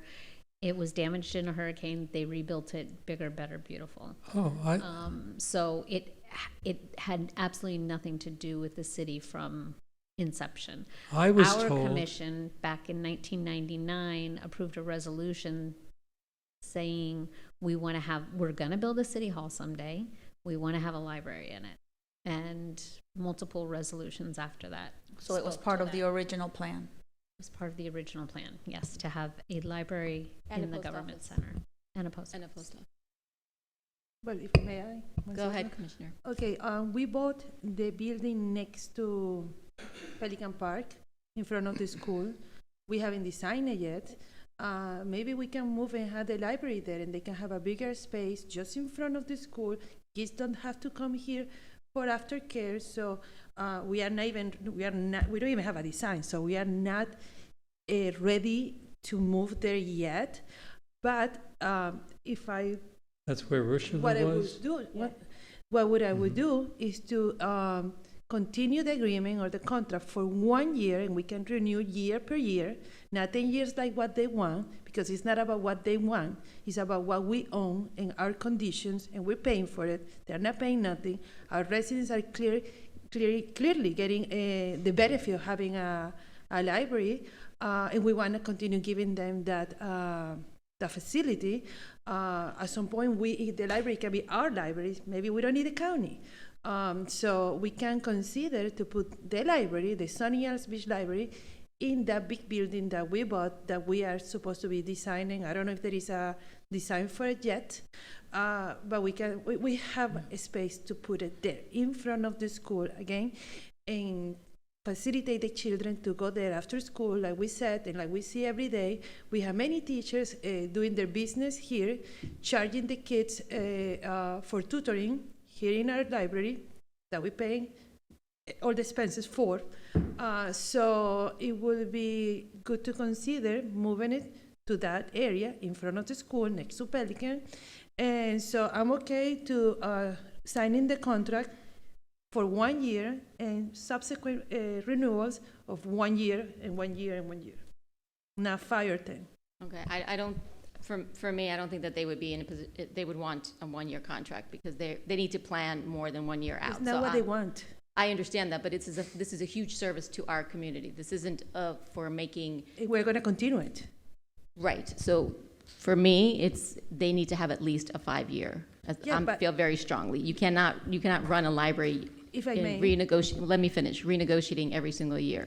And as far as us having our city-run library, I wouldn't even consider something like that. The library as is, you can borrow books, laptops. I mean, it's a huge undertaking to even suggest that we would start running our own library. It would be, I can't even imagine how much money. So that I'm very much against. We run our almost everything, including things that we lose a lot of money with, which is not part of this conversation. But the point is that you are the mayor of Sunny Isles Beach. So you are supposed to be here for the residents of the Sunny Isles Beach, not for the county and whatever it is that they want. If it will benefit our residents and our city and our people and our budget to have a contract for 1 year, like they say, they don't want to move because they make already the investment. So I don't think we saying to them, we want the contract for 1 year and we can't renew for the next 5 years. Why would they say no when they pointed out they have zero interest of getting out of here because they already put the investment on it. And that door that they can build, we can pay for that door. It's our building. So I don't think that it's such a good thing that they put $20,000 to put a new entrance. And that is a wow investment why we should give them 5 years. We pay for the door in our building, and we give contracts in 1 year and give us our time to make the discussion of what is it that we want in that new building that we bought for what? 5 million, 10 million, I don't even, 5.5 million? I think it was. Something we paid for that building, 5.5, something like that. We do have the space, we had the time, and they want to continue be here, so I don't understand why we'll not even try to get the contracts to be 1 year at a time. I don't even say, how can they say no when they need us more than we need them? Okay, that's your opinion. For even to consider to giving logical the county a $5.5 million and then having us also build it is counter to what you're suggesting, in my opinion. But I don't want to go back and forth because I'm not the one negotiating the contract. Mr. City Manager, can you just clarify how the negotiations? And I need to clarify something else. Okay. Go ahead. Oh, me or him? Him. Okay. Okay. There, in our discussions back and forth, our original lease was a 20-year lease. I shared with them that, we wanted to be strict in our contract negotiations. We would not agree to another 20-year lease. So their request was a 10-year lease. And so we debated a little bit back and forth. I have not presented them anything yet because I wanted to get direction from you. My proposal was a 5-year lease with some options to renew. There's also, we would build in a termination clause if something should change going forward. And I just wanted to clarify that for the record, yes, their lease is $1 a year, but they also pay percentage of the utilities and maintenance of the space. So I don't want you to think that it's just $1 per year. And then in some of our discussions, we didn't really discuss the option of them not being here, but I think that's an option you need to consider in terms of they don't have to agree to a lease renewal either. Right. An option may be that they do not have a library in Sunny Isles Beach because they do have a facility in Aventura. And my clarification is that I'm not saying to give them the 5.5 building that we bought. I'm just saying that we are going to build something there, which is probably going to be few stories high, and we might consider putting the library there. Not giving them the building, it's just to be part of the facilities that we're going to have in there, which is also the expansion of the aftercare program or whatever it is that we call it now. Okay, thank you. So I had actually thought about that, same exact thing, like library, first floor, and et cetera, and how it would be a better fit with the school. 5 years out, because that's probably when we're going to be ready. Or then after the 5 years, if there's something, or we have termination clauses, we can build that in. But I don't want to be, like I said last time, I don't want to be the commission that ran the library out of town. I think 5 years is super reasonable, especially we don't, that by the time something is built, it's not going to be less than 5 years. We don't even have a plan yet. So I think if they're willing to accept the 5 years, you went from 20 to 5, I think that's good. If we can have little exit clauses, great. And so they can understand that there may be something better in the works, maybe, right, or not. But I don't think we can do better than that. So I really want them to stay, and I value what they give us. And keep in mind, it's not just space. They staff it. They pay the librarians. They pay those benefits. It's not us just giving. They're also giving. Well, it would be the same at another location. What do you mean? It would be the same situation at another location. Not if they're just eliminating a location, I did not say that we wanted them But they eliminated. but they may. So anyway, that's it. I'll make a motion to That would be approve. silly on their We're part. not voting. Or, I'm sorry, then to move I on. think that, okay, Vice Mayor, and then we need to give the manager. Yeah, so direction. if I were the library operator or any other commercial entity, a 1-year lease wouldn't give me too much, let's say, guarantees, to be honest with you. I mean, when you're talking about commercial leases, I haven't seen a commercial lease that is for a year. So if I were the library operator, I'd be like, okay, something's going on. I wouldn't feel too secure about it. And then my main goal is to have a library here for our residents and enhance those services. Now, with the building we just bought by the school, that space, yeah, the land now, that is still years away. So we need to operate based on the information we have at hand, not based on what ifs. So that could happen later, and then when that is about to happen, we could approach the library again. But yeah, I mean, a 1-year contract, a 1-year lease doesn't give me too much confidence if I were the library operator. Okay, let's just, because As I long think as we have if I can say, but as long I as don't we want have a to, we have a termination very. clause, then it Okay. doesn't matter if But it's just 5 remember, years. it can be 2 years, but we are not the library operators. We are the commission of Soniars. We have to be working for the benefit of our residents. So And that's my clearly, point. if I was the library operator, I would want the 50 years instead of 20. I will ask for anything, and instead of $1, I will put $0 or 1 penny. Which no more pennies anymore. So we are not the library operators. We are the resident. We represent the residents of Soniars. So we have to be really always remembering that that's who we are representing. So we are not the county, and we are not the library. We are the parents and the residents that pay the taxes in Soniars. So maybe not 1 year, maybe 2 years. All right, well, May look, I? I appreciate your passion, and but I take, May I? once again, I believe that it's unfair to say that we are not looking out for the residents. In fact, what we are all saying is that that's exactly who we're thinking about. So Vice Mayor, you go, and then I think we need to move on. My point is that we want to make sure that the library stays here. And if we go back to them and say, oh, no, you know what, we only want it for a year, and then voila, the library says, thank you, but no thank you, your library is going to be in Aventura now. And what are our residents going to say? They already They're say they're gonna not come and going strangle anywhere. us. They're not going to Huh? go anywhere. They make the investment here. They don't want to go anywhere. Oh, they could go anywhere. Of course they can, Yeah. but they just say they're not going Well, to. but with a 1-year All right. lease, you're not giving them a lot of confidence. I'm. So they I made know an it's investment. only 2 You years. gotta, Okay, you gotta we're- think about the We're consequence too. gonna move on. Mr. City Manager, you have Thank you. your direction. Okay. We are at 4:41, so I am suggesting we go to the next item and see how far we go, and then potentially move the rest of the discussion items to a later date. So, Mr. City Manager, please. Well, the tennis, we can't move to another date because construction is ongoing. All right, well, let's just see where we are, because we're gonna be running over.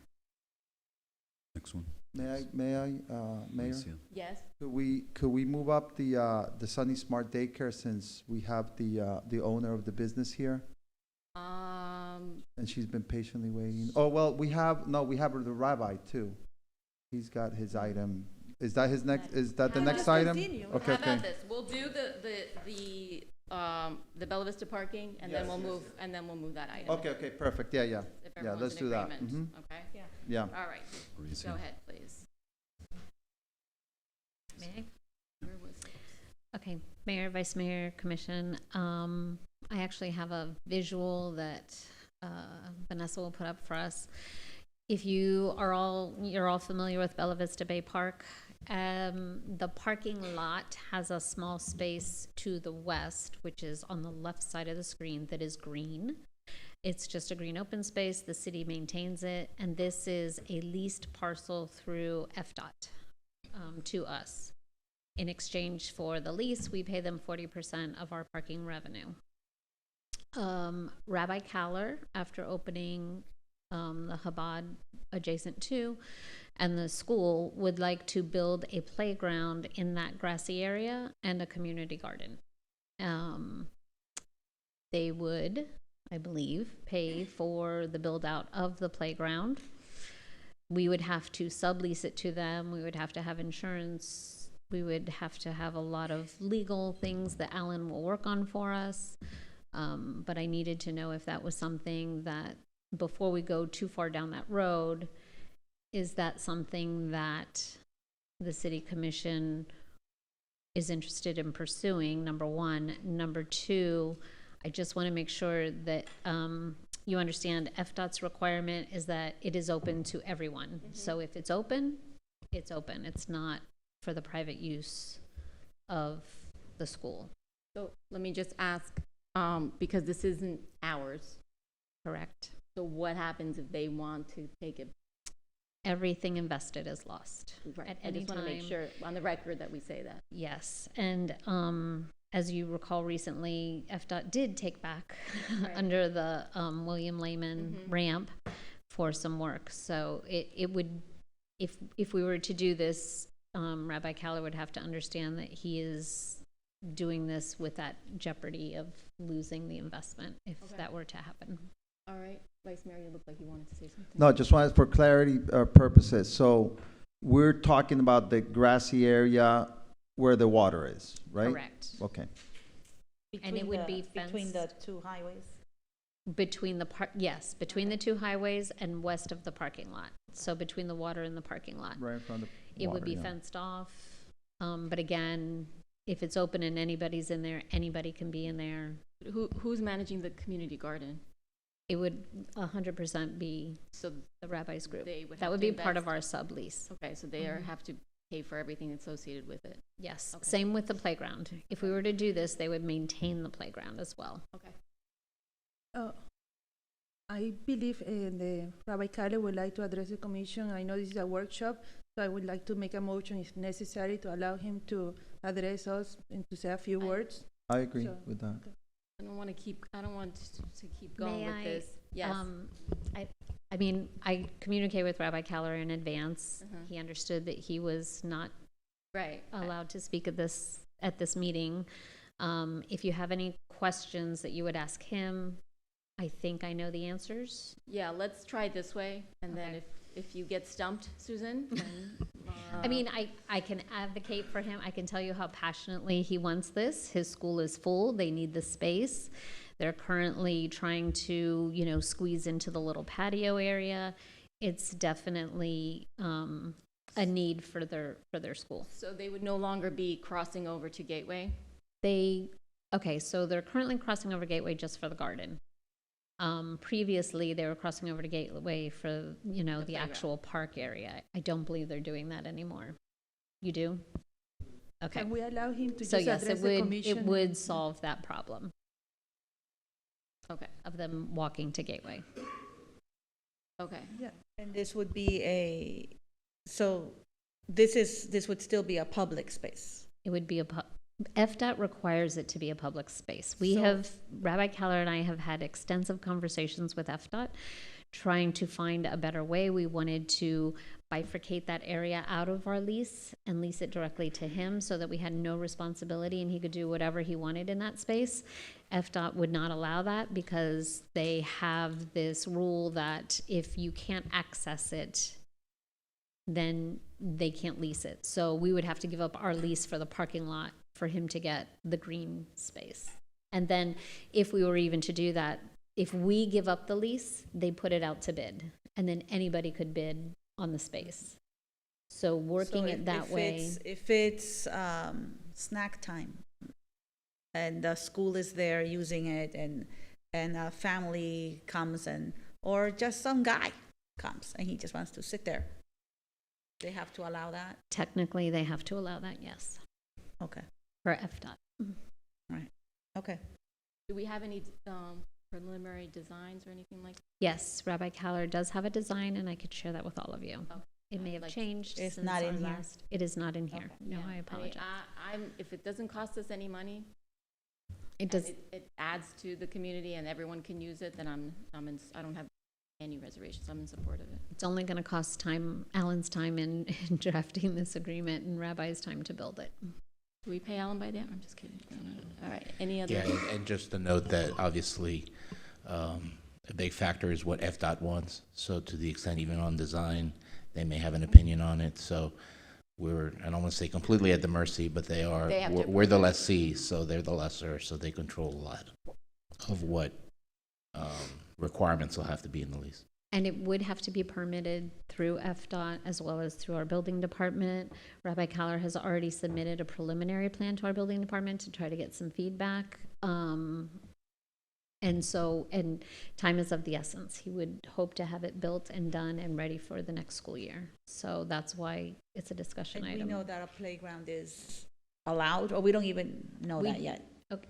Yes, FDOT has said, and I have it in an email, that they will agree to let us do this, but they need, a formal application and a formal, we would have to amend our lease with them to be able to do this, because right now it's green open space. Do you have a question, Vice They'll be Mayor? open to the public, right?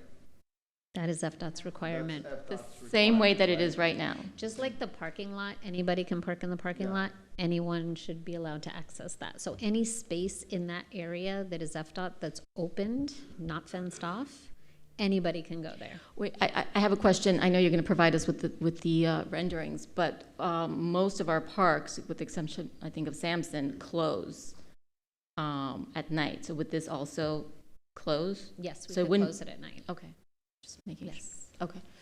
It's just that when it's open to one, it's open to all. Right. But Yes. I meant it's not open. But we can close it, yes. Okay.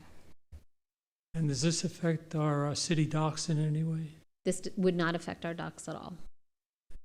It's completely, our docks are on our property. This is our leased property with FDOT. Okay. Perfect. But go ahead. No, nothing. We saw the rendering a few years ago you when did. it came to us. It was very beautiful, very green oriented. So, I would like to do anything we can do to help see this project come to fruition. Now, there's a part two that does require money. The second part of this is, so the bridge on the bottom of that picture is the eastbound lane. There is an area adjacent to our parking lot here, but under that bridge, we were using it for staging for our street lighting project. And that area could be turned into parking. I think I put it on here. We could have approximately 21 cars, and the approximate cost, including design, is $400,000. FDOT would be agreeable to that. We've already had our city engineer in communication with them, preliminary designs. We've already invested a little bit in those designs. If you are all agreeable to do that, we would build out the parking just like Bella Vista Bay Park. It would be metered parking, not a physical meter, but a pay by phone, pay to park system. And FDOT is in for 40%? I'm sorry? FDOT is in for 40%? Correct, they are. They don't cover 40% of the expense, but they get 40% of the revenue. So, given the cost of parking and how it's become quite the commodity, there's no way to make more parking there. Rabbi Kaller had a beautiful plan that got much more parking, but FDOT is adamant that we could only go so far because of the cross beams. We can't go where it's any lower than 8 foot. Okay. I think more parking is always a Yeah, good thing. more parking. You know, so. So even if there's a way to do tandem. And then we can make back the money, right? It'll take you some time, but yes. Oh, sorry. Yeah, to push for as much parking as we can, to use any space that we have. Like right now, it's an eyesore. You know, that it's very ugly. It has mosquitoes, and the mosquitoes season has not even started. But I walk around that, and it's just like water there. It's just like terrible. So any space that we can get to make a parking or green area, please do it. And yeah, try to fight for more, not for less parking. And anyway, it's super needed in that area. Can I ask you, do we have any data as far as, since Rabbi Kaller's community center was open, how much that parking area, the existing one, is making? How much we're I making? do off of? not, but we can get that for you. Yeah, I imagine it's a lot more. Additionally, right now Rabbi Kaller is renting Bella Vista to park some vehicles. He had it for staging. He's continued to keep that lease going and using it for parking, which we are very soon to take back because we just got our seawall permit. So our construction's going to start. Sorry, Rabbi. Our construction's going to start, and Okay. we're going to have to terminate that agreement. Okay, I think you have direction. Thank you so much. All right, thank you. And then, thank you, Rabbi Kaller. We'll move 3H if there's no issues. Yes? I'm in agreement. Yes? Yep. Okay. Go ahead. Okay. So the situation is the following. Now, if you, this is in regards to Sunny Smart Daycare, okay? I think we all know the space there is the daycare in the Winston Towers Shopping Plaza, a little plaza right next to the pedestrian bridge, between the pedestrian bridge and Winston Towers 300. So the issue at hand here, and correct me if I'm wrong or if I'm missing any details, Susan, but it boils down to the following. So the owner of Sunny Daycare, you know, was able to get the space next door, okay, and she opened up a place for gymnastics, let's say. And DCF had approved her, the Department of Children and Families had approved her for that, correct? Eventually, she started to add different activities to that. And as she had told me, DCF was informed of this, and she had received an exemption letter from DCF. Correct? Or you were expecting an exemption letter from DCF, right? So basically, DCF came to us, and I think there was I know that there were some conversations between DCF and ourselves where DCF had mentioned to the property owner that she had to change her certificate of use, or we had to approve a different certificate of use because she had added other activities to that business, correct? Now, the issue is that in 2020, okay, this is after she had opened that side of the business, you know, which is next door to the daycare. The daycare doesn't have any issues. That is fine. But it's the business that she has next door. So in 2020, I don't know if you recall this, we changed our zoning ordinance where, you know, as, you know, we in our zoning ordinance, we said that we're not going to allow for schools or places of worship to be operating in some residential areas. And that stemmed from the issue of neighborhood of Golden Shores, okay? And we wanted to avoid that from happening. And that included, obviously, the Winston Towers, that shopping plaza, okay? So now we're faced with the issue where we either, as a commission or as a city, we are able to change her certificate of use, okay? Or DCF gives her the exemption letter. Am I correct? I think it's a. And I think that perhaps we could bring the property owner. Wait, I'd like to get 1 second because we don't normally do that, so I don't want to start that. Could we just get clarification, because I want to make sure that I know we discussed this, but if you can just clarify how we got where we are. It's a good synopsis. The bottom line is you did change the zoning, so we cannot issue a certificate of use, which is something she needs to get DCF approval unless the zoning is changed. Okay, so Or unless she changes her use to a single and gets the exemption letter from DCF. Those are the two alternatives. Okay, so either she gets the exemption or we change our entire zoning, correct? Essentially, yes. Is that right, Alan? Yes, but to get the exemption would have to, as the deputy city manager said, would have to go to one use, which would be gymnastics as it used to be, I presume. Yes, correct. So, but, I mean, that's, right now it's not operating as a single-use business right now, from what I understand. So I think the solution here is for us to be able to make an exception and perhaps give her that certificate of use to entail different activities. You can't, you're dealing with a use and a zoning, so that would be essentially spot zoning, which is unlawful in Florida. Understood, yeah. So you can't make an exception, you'd have to change your code. We'll have to change the code. Okay. But obviously, given the geography of the area, I mean, we're talking about just one shopping plaza in 174th Street. Right, so you'd still have to change your code, because that would be the quintessential definition of That's the definition. spot zoning, yeah. No, understood, but I mean, I know that there's some concern that if we go ahead and, let's say, approve this change in zoning, that perhaps people in some of these apartment buildings are gonna be able to run businesses out of their apartments or other types of scenarios where obviously we want to, or the residents would like to avoid. So. But I have a question. Mhm. Because this situation happened because we changed the code back in 2020. Before Correct. that, she was Yeah. in compliance.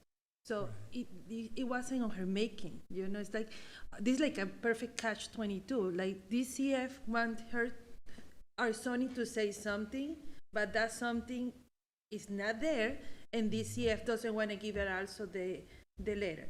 So there is like a loss situation for the owner. So if we need to change or do some kind of provision in the code to help solve the situation, again, we created, when we changed, when I say we as a commission, I wasn't here back then, but when the commission changed the zoning back in 2020. So it's usually even grandfathering, because this is, like I said, not a situation on her making. Nothing had changed on her part. We are the one who changed the rule of engagement. Wait, but let me get Mayor. clarification. Mayor. When the zoning change was done in 2020, the business was not. Right, so they were grandfathered in. Right. So the daycare became a legal non-conforming use, as well as Right. next door with the single gymnastics, I presume. So they were It's grandfathered when, in. right, but any As- legal non-conforming use, once you change that, you're not allowed to change a legal non-conforming use. The same way as the gas station. We had that conversation about the gas Correct. station years ago as well. I know Commissioner Viscar wanted to say something, I believe. Wait, I just want to make Yes. sure that we clarify what was said. What she had in 2020 during that, when we made that change, was a single use. So she did change something since that time. Okay. So what she was permitted to do that is no longer permitted, she's still doing as a conditional use. What she was doing that was permitted back then as a single use, she's no longer doing that. She's doing something different. Right, so the grandfathering doesn't come into play. For that, no. But here's I remember doing like that code conversation, and the concern was we didn't want single family homes becoming places of worship. Correct, or schools. or daycares or schools. And so I think this is an unintended consequence of that change, we because made, I yeah. certainly wasn't thinking about that plaza. We were thinking about so I don't understand, and I made this a conversation for later. I sent an email about it, but I just haven't had the time between things to look into it. How does the single-family home code then, I don't understand how something that we intended to control single-family homes and the misuse of that transfers over to what's clearly a commercial space and has always been a commercial space. Zoning is geographical, so you've got a zoning area, so it's included within that area. You'd have to redraw your maps and do all kinds of things that. So Planning- those, the those planning and again, zoning- to the zoning. Mhm. But Planning again, and zoning it was, direct- it was the, and, you know, I don't have it in front of me, but it was, the intention was for the single-family homes. I don't, we may not be able to resolve that here, it's not, you know, but I'd like to look at that, the legislative intent, right, was the single-family homes. And I think this is an unintended result.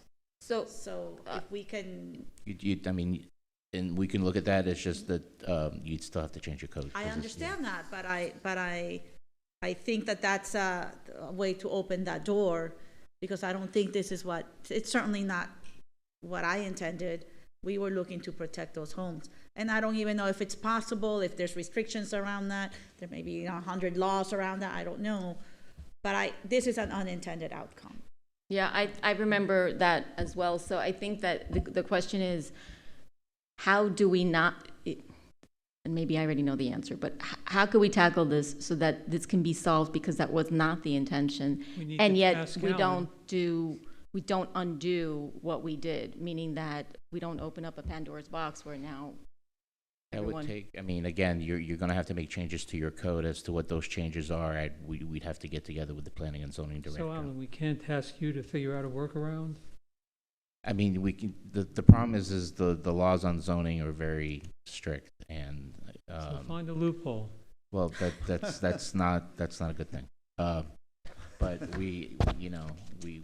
I haven't spoken specifically with the planning and zoning director with regards to any solutions, but I guess it's something that we can look at. But honestly, your district, it's going to be very difficult to just excise that commercial area from the rest of residential, because that's quintessential spot zoning. You can't do that. Well, this is an unintended casualty.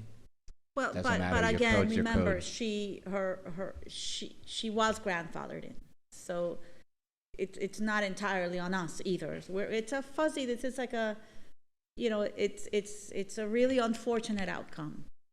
So if we can, I don't know, just give it some thought. If it's yeah, I agree to give it some thought, but Vice Mayor, it's your item. You want to finish I up? recall vividly when we passed that, and it started as. But it wasn't just Golden Shores; it was Atlantic Isle as well. No, it was Atlantic Isles, but Single-family I homes. recall it stemmed from a place of worship, especially Golden Shores. I think it was that, and then we started adding schools and other, let's say, businesses that would not be able to operate. And the main intent was homes, right, in the residential area where we have houses. So I think that none of us had in mind that little shopping plaza when we passed this ordinance or zoning code. So yeah, let's see how we could perhaps look for a fix solution. it. Yeah, look for a solution. Mhm, 100%. definitely. Yeah, 100%. Yeah. We need to. Yeah. Okay, so Alan, Okay. see We're what you can do. tasking you, Alan. Yeah. Well, it's We need more information probably as well, so that we. right from a planning and zoning aspect, but again, I mean, it'll take a code change, but it's depending on what that change would be. But I'll have to get together with the planning and zoning Okay. director. we definitely don't want to undo everything, right? We don't want to then open the door for homes to Yeah. become Right. or like, you know, assisted living Yeah. facilities or whatever. Or Well, I think anything. it's something we need to fix in the zoning, because obviously it's something that we did not, those are unintended consequences, yeah, that need to be fixed. Okay. Okay. All right. So, did you look at the picture? 1 second. So we're good with this, Alan? Yes. We'll take a look at Okay. it and report Well, back. thank you. All right. It's 5:06. So we have the option to keep going? Yes? Commissioner Viscara? I'm good. Yeah. Yes? Okay. Next item, 3, what? Nothing. Okay, 3E. This is regarding basketball and tennis. Mm-hmm. Okay, so 3E is hurricane preparedness process. I bring this up because I think that we take for granted how quickly it comes up. And for me personally, but I think also for the purpose of the public, I would like to have a better sense of what our policy is, what's the process, what happens, God forbid, and we're due, unfortunately, that we get hit. Are we, I've said this for many years, are we keeping track of our most vulnerable people? I know the PD has in the past, but do we know people that are living alone, whether that be in single-family homes or in the buildings? And especially since we have so many buildings going through the recertification, I know that many buildings, elevators are not necessarily working the way that they should. So I would just like to see in advance what our plan is, and then potentially, include the commission in conversations as to, what we hear and see from sort of the various districts and what can be enhanced. Does the app have something on there?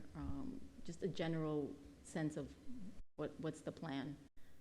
I know we have $10 million, I believe, reserved for that, but what else does that mean? Well, from the preparedness perspective, we have yearly meeting prior to hurricane season with all of our directors. Our contracts for debris removal and debris monitoring, those are the two most important contracts to have in place. We have, I think it was last year that we updated those contracts. So those contracts are all current, and staff is prepared as much as we can be. We will look more into what you suggested regarding if there's any of our population that needs additional care and support. But from the preparedness perspective, we are ready to go. I think what I mean is that, and I'm not questioning that, it's more how is that being shared with the public and what did they do when the emergency hits? Because I know that, I can't remember how many years before, if you didn't have like a resident ID, you couldn't get back into the city. Helping people. Was for Irma. That was, helping people understand what they personally should do. And I know that the county puts out the little flyer that they get in the mail that everybody ignores and until it, So what could we do to assist with that, especially since, we talked about during the workshop how the prices of things are going to probably go up. How could we execute it in a way that our residents feel like they know what they need to do as well? I think something, and I don't know, maybe we do it, but certainly the property managers should be invited to participate in right, so then they can be the ones, because we can't be talking to to everybody, but inviting the property managers to participate in whatever workshop we're doing.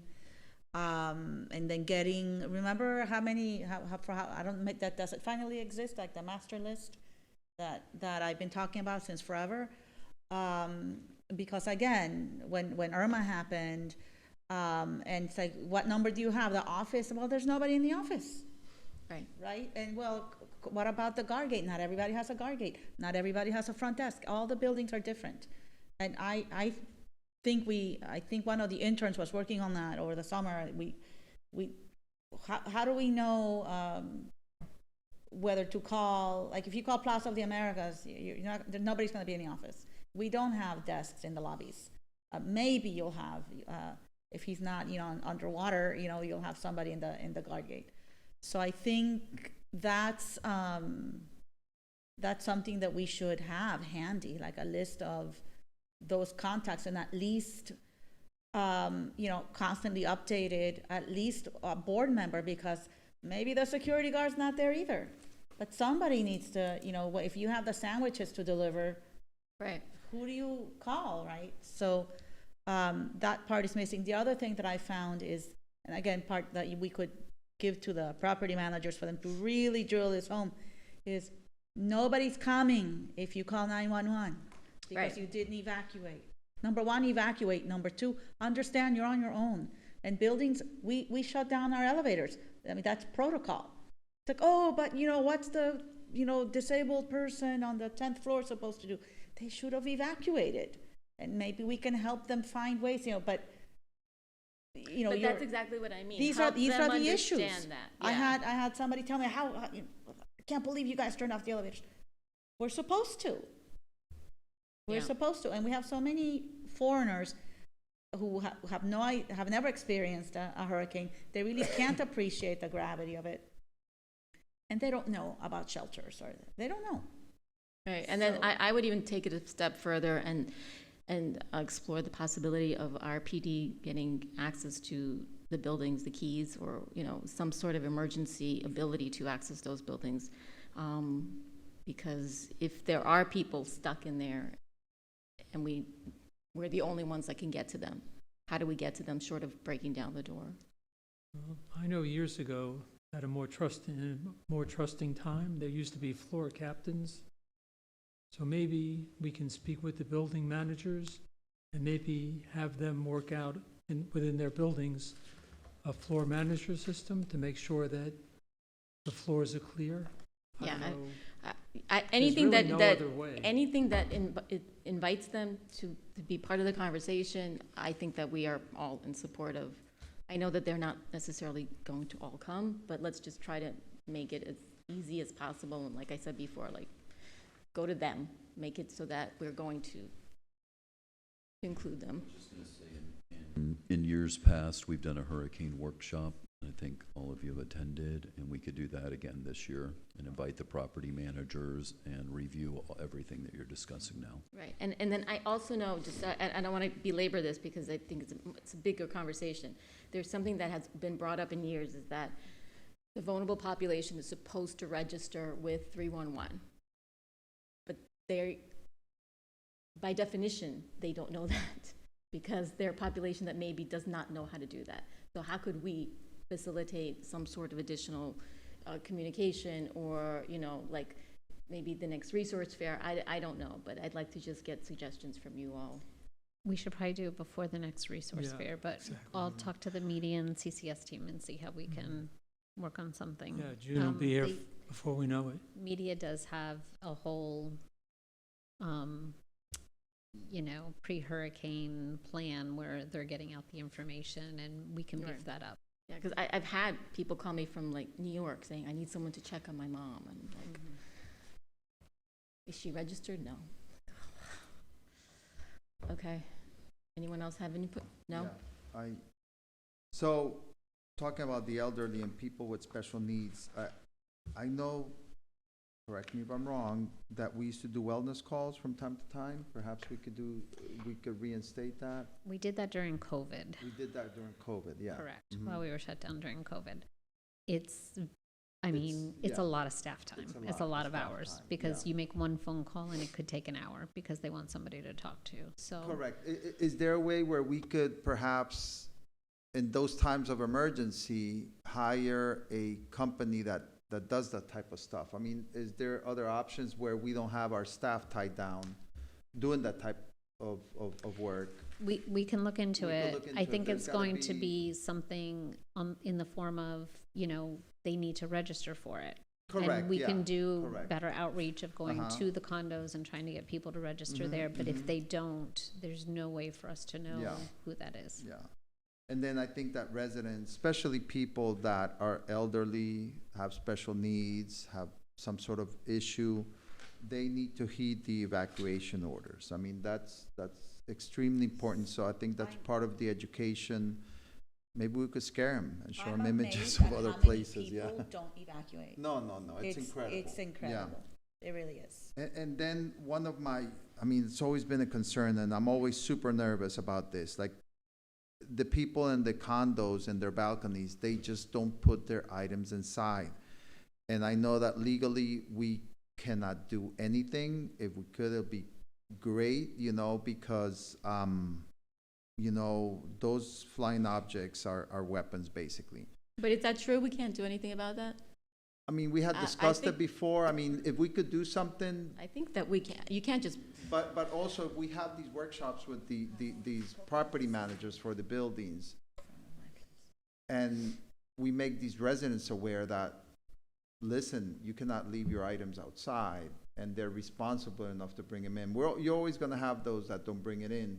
And it'll be great if we could have some sort of ordinance where they know that they're gonna be penalized if they don't I put their think items inside. don't we have something existing that you can't have certain items on balconies?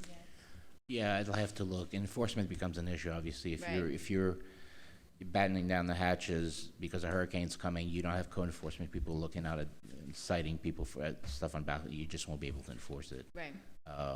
You get out the binoculars. I'm sorry? You gotta get out the binoculars and watch the balconies. Yeah, but you have a lot of balconies in the city. Yeah. And, I mean, they're obviously, if your neighbor's chair flies into your window, he's responsible. He or she are responsible for that damage, but it's hard to identify where the property comes from. Well, No, we have a that's true. drone system now. Yeah, but I could Put their names on everything. If, yeah, but I've seen where even when it's just windy, things fly off balconies and land on Collins. So, but again, I think that goes back to communicating with the buildings and making sure that they don't take those kind of things for granted. Because I think they're more likely to tell their residents, you have to put it away because we met with the city and they told us to, Yeah. than if they're just doing it on their own. I think it just makes it easier for them. Maybe And even I communication suspect- from us saying, listen, you better, or, it works both ways. We attack it from different angles, Yeah. where the property manager's telling them, we sent something out, so we're always reminding them. Okay. All right, we keep going? Yes? Let's do it. Yes, okay. 3F. Well, 3F and 3G are similar, So so we can combine them. I don't know what your for idea me, is. this was more of a request to get another update, and I know that that's not the point of this, but it's in general just for us. I think that all of us are aligned with wanting to see more enforcement, despite the fact that there's been an incredible amount of enforcement. But I think that it's important for us to know the numbers. And I know you're not prepared necessarily for this, but I'd like to get a sense of how far we've gone.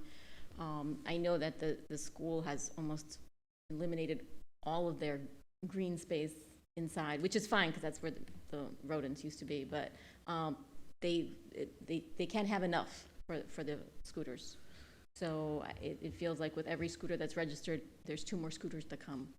So for me, I don't know what Commissioner Joseph wanted, but for me, it was more about, can we get an update on what's happening with that, and do we need to support that more? Did we ever get the school's cooperation for registering? I don't know. Scooters? So we have 2008 warnings issued by PD as of this afternoon, and 969 registered scooters.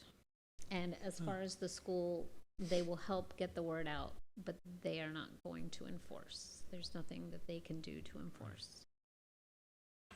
Okay. But maybe I'm, Enforcement was the. No, I think it was information, yeah. To help us, put some pressure on I'm sure that not all the scooters in the school are registered. So how do we- right, so just how do to we get, capture that, help us work with us. yeah, and correct me if I'm wrong, I think we suggested that we would put a table out there to help them get registered, so then. We have tried again, to we're do a coming to couple of them. outreach, a couple of those, but it's the kids leaving and the parents are nowhere around and the kids aren't going to register. Right, no, I understand. With the citations, 2008, how many of those are actual violations? I know that there are, because I've heard people, they're very upset, calling us certain things, that we're giving kids tickets, but the cops, not us. How many do you know, approximately? I only know of like 2 that actually tried to challenge the citation through like a Oh, so special master hearing. 2008 are actual citations that. No, warnings. So how many were tickets? Maybe I'm saying it wrong. Right. How many were actual tickets? PD can't issue an actual ticket. Well, they actually have No, they have. issued a people, couple of tickets. Yeah, people A couple. people said Two that uniform traffic citations for no helmets. that's And it? that was just yesterday. No, that was in one day. That's for helmets. No, there's more than that, because I know on these chat groups, the moms are going crazy saying that that their kids have gotten tickets.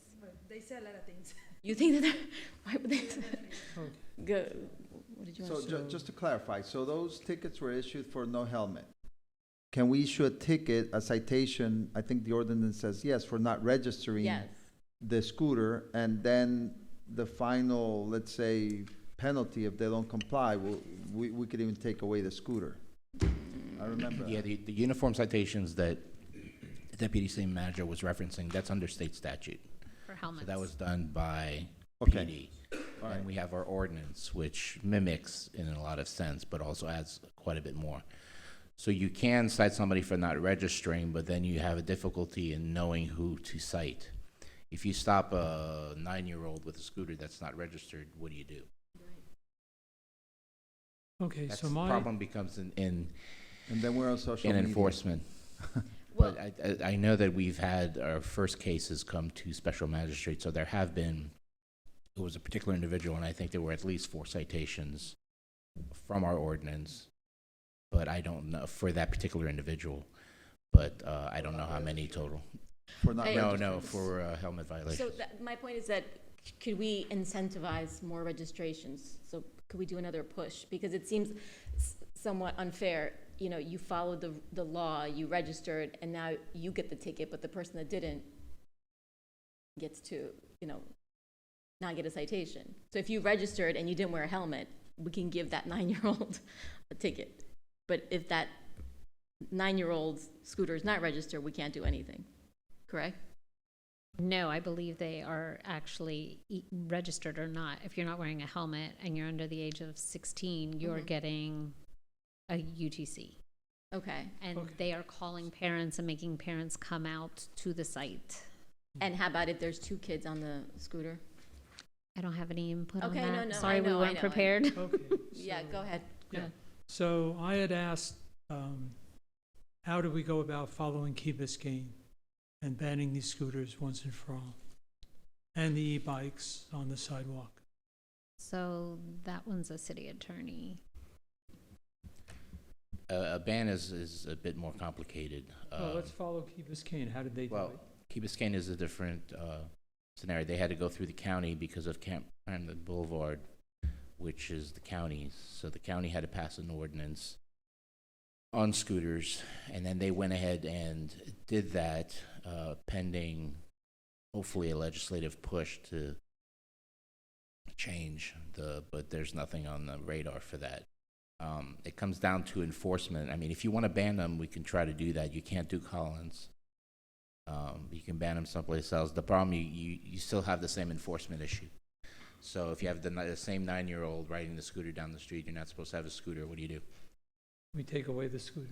You're going to take a scooter from a 9-year-old, and you have to have due process. There's all kinds of issues.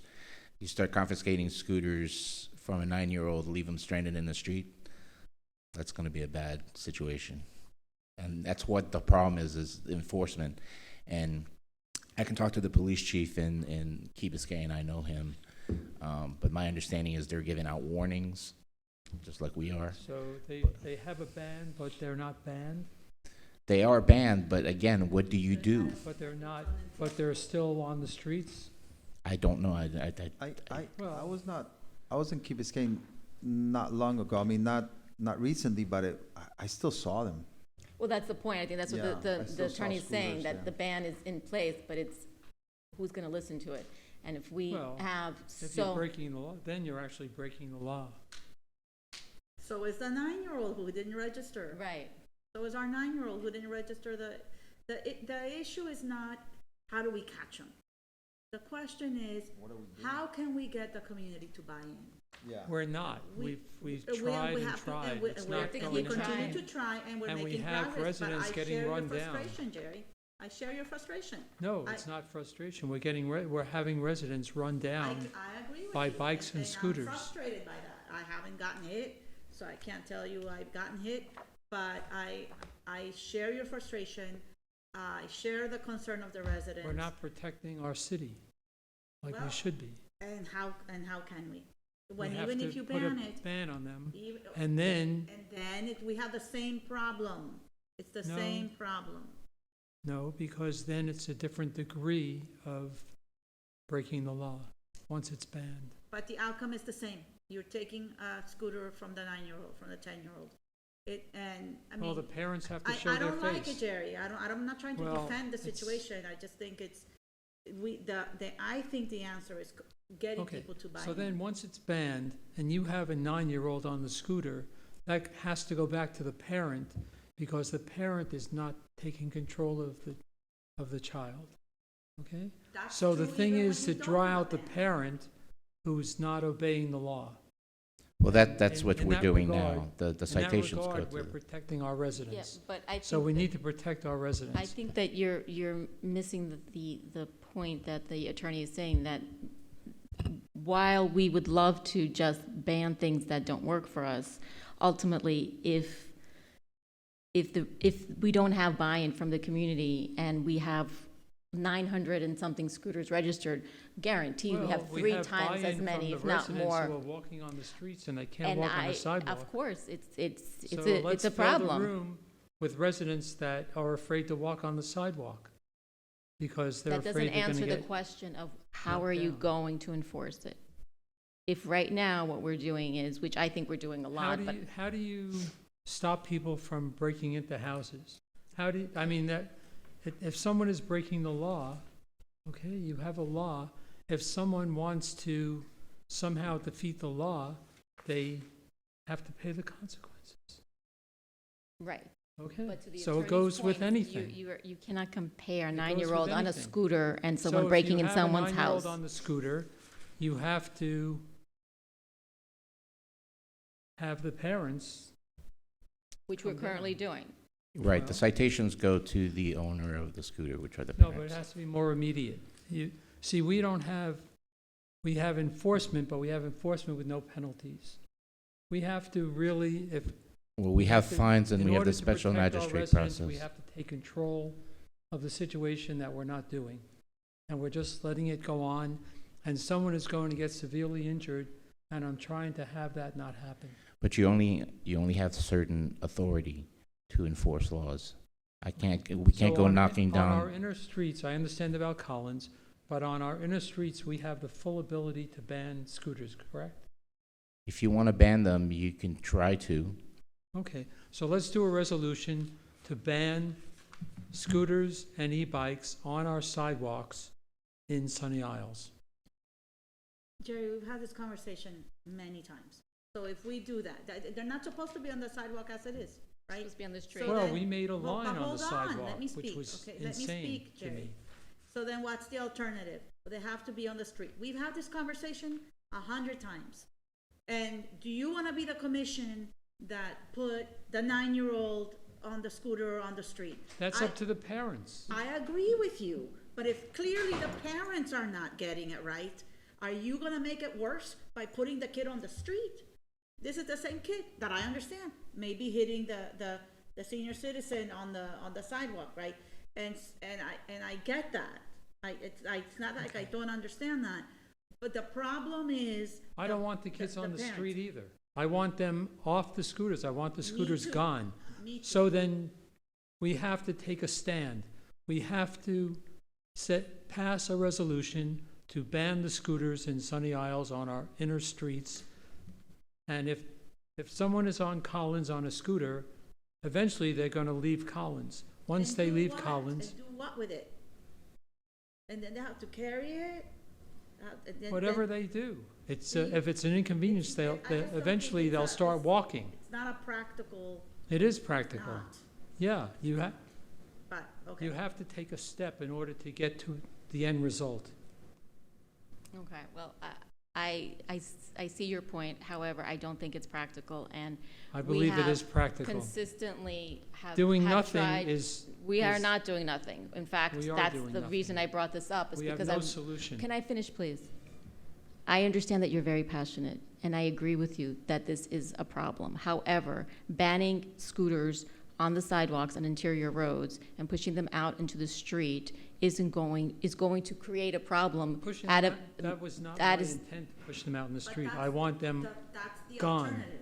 No, I want That them is gone. the I want to alternative. ban And- them totally. And if we have for years tried to find ways to get people out of their cars because we have so much traffic.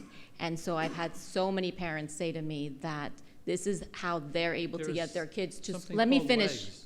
Let me finish. This is how our residents choose to get from point A to point B. And they've made it very clear that if we do not allow them to take scooters to school, they're going to have to drive their kids. And so that creates an additional problem. I think that this is not something that's so easily fixed, and that's why even at the level of the state, This no may one be is tackling parents it. that live outside of the city. Anyone that lives in the city, we have buses, we have walking. No, these are not parents that live We have outside of the city. bicycles, No, we have- no, this is not, no. I think we need to move on. Yeah, 5:30. we do need to move on because it's already Well, 5:30, Okay, so I see 5:32. this commission is not willing to take a stand for residents, for That is older an- residents That is an unfair that, statement. well, But we're gonna that's, move on. but that's the case. It is It's unfair statement. It's absolutely your not the opinion. case. Okay, about scooters, people is choosing to use them transportation. Many people that they cannot even drive because they don't have the papers to drive. That's one of the real reasons also why they're using the scooters. So, and I do agree that I don't want to see the kids in the street, and we don't want to see the scooters in the sidewalks. So yeah, we need to be creative to protect those two groups. The seniors that are getting hit and the children that might get hit. So yeah, I agree with Jerry that something needs to be done. I think we all agree that something needs to be done. The thing is the execution of that enforcement. But we're not doing anything. But Mayor. And the Jerry, police we- have done as no, much but as what they you're can saying, do. I think it hasn't been I- thought out. I I think mean, I that- think we need to think about it and see what other steps we could take. Let the Yeah. deputy manager have some So- closing words so we can move on because it's already 5:35. For all the reasons that you've discussed, the safety reasons, the additional traffic, the non-compliance, the city attorney, the city engineer has been working on a traffic study to build a bike, scooter, pedestrian, and make some serious improvements in the Central Island area. It doesn't solve the whole problem, but it'll take a great area that we have now and improve that. So tonight you have the interlocal agreement on, with Miami-Dade County. Once that gets approved and we get a plan approved by them, we can solve this without banning them by giving them a very designated space. And then if they don't use that designated space, we can talk about future, further enforcement efforts. Okay. But I think that you all get the message that we're concerned about this and But we'd like to clearly, see, right you now, know, enforcement are, is not yes. working. We agree, right? That enforcement is not working? Enforcement is working. People, It's not working. It's not working to it's limit not the scooters. It's not It's sol- 100%. it's not 100%, but our purpose was to make it safer. You can't guarantee anything. Well, you still see kids without helmets, you see tandem riding, you see I agree that, but there's people speeding through seatbelt stop signs. laws. There's laws driving without, not driving without a license. People are going to do what they're going to do. We can't. And it's an impossibility that our police We can, have a ways to go. We have can there's enforce it. still Yeah, and I think the a staff. lot of room So- for improvement.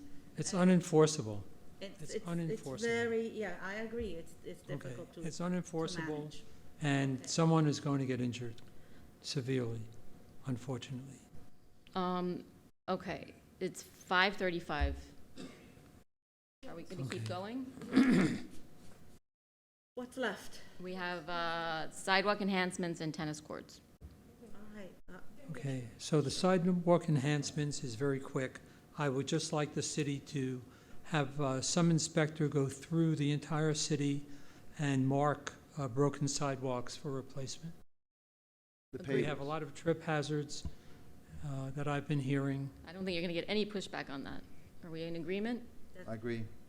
There Okay. you go. Yes, okay. So the next item is the tennis courts at 158th Street. I have pictures of basketball courts throughout the city that we have. There are other pictures. She has. Oh, We have, I thought this was a packet for me. No. Have you looked through it? Yeah, I did, I did. So everyone's looked through it. So we have, Commissioner, I'm sorry, can you do it into the mic, please? Because we need into the microphone.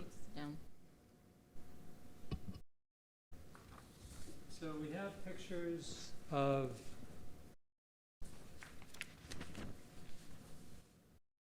which, trying to please everyone. We have markings on a tennis court that if you're a tennis player, you cannot have a reasonably comfortable game of tennis with all these markings. You would never know where the ball falls. It's just an impossibility. We have throughout the city, underneath the causeway, I was there today taking pictures. It's underneath the causeway. The blacktop has been totally redone. It's in perfect condition. Someone had said the other day that it was uneven and all, which is not the case. So and the gate is completely open for anyone to use. I know there's a rental sign on the gate, which I don't understand what that is for. Basketball court usage is available by rental only with a QR code. I don't know what that. That was when we tried to do the registration system that we stopped doing. Right. I'll get the sign down. So anyway, so the gate is now open, fully open for anyone to use. And there you have full basketball courts. Now we have beautiful basketball at the spot, only basketball, okay? Beautiful, okay? And we have 2 tennis courts going in, our first and only tennis courts in Sunny Isles. And I ask that we use logic to not destroy it by putting any other sport on our first tennis courts, which are going to be fully used. They're going to be absolutely booked solid for tennis only. And I ask that we not make a mistake and make those 2 tennis courts multi-use. Please use logic. I don't know how many tennis players there are on this commission. I am for one. But if you haven't played tennis, you know, if you have any other lines except tennis courts on a, on a tennis court, it's hard. Sometimes even with the tennis lines, when the ball hits, there are disputes over whether it's in or out. If you have other lines that are disguising the tennis court lines, it makes it even more difficult. So these are our first 2 tennis courts in the city, public courts. Please don't destroy them with all these other lines.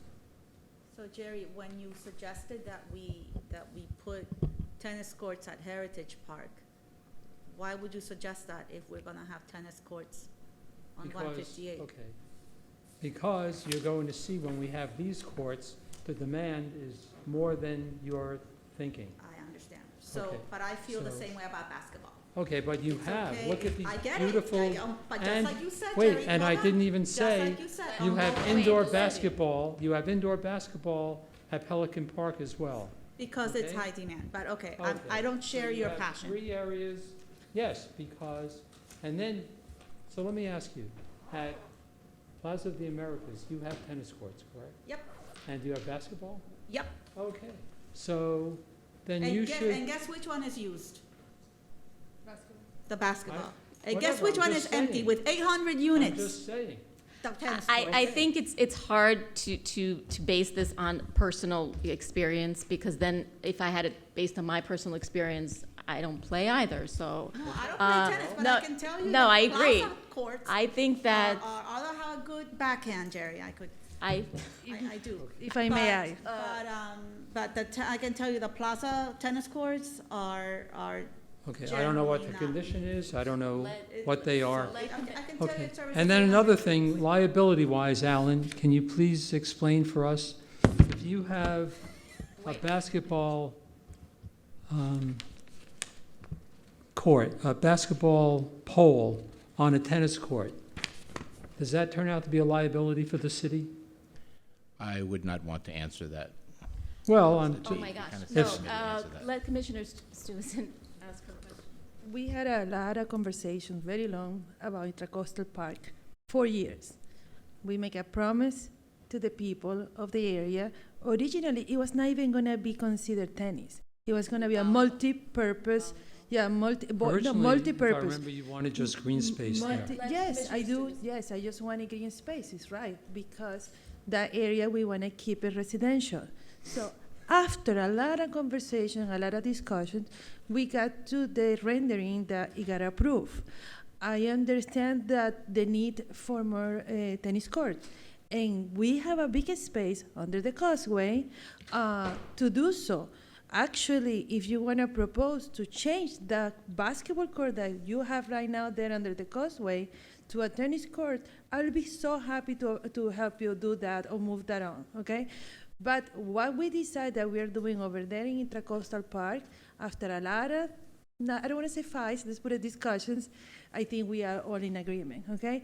The people in the area are looking forward to have a basketball court in there.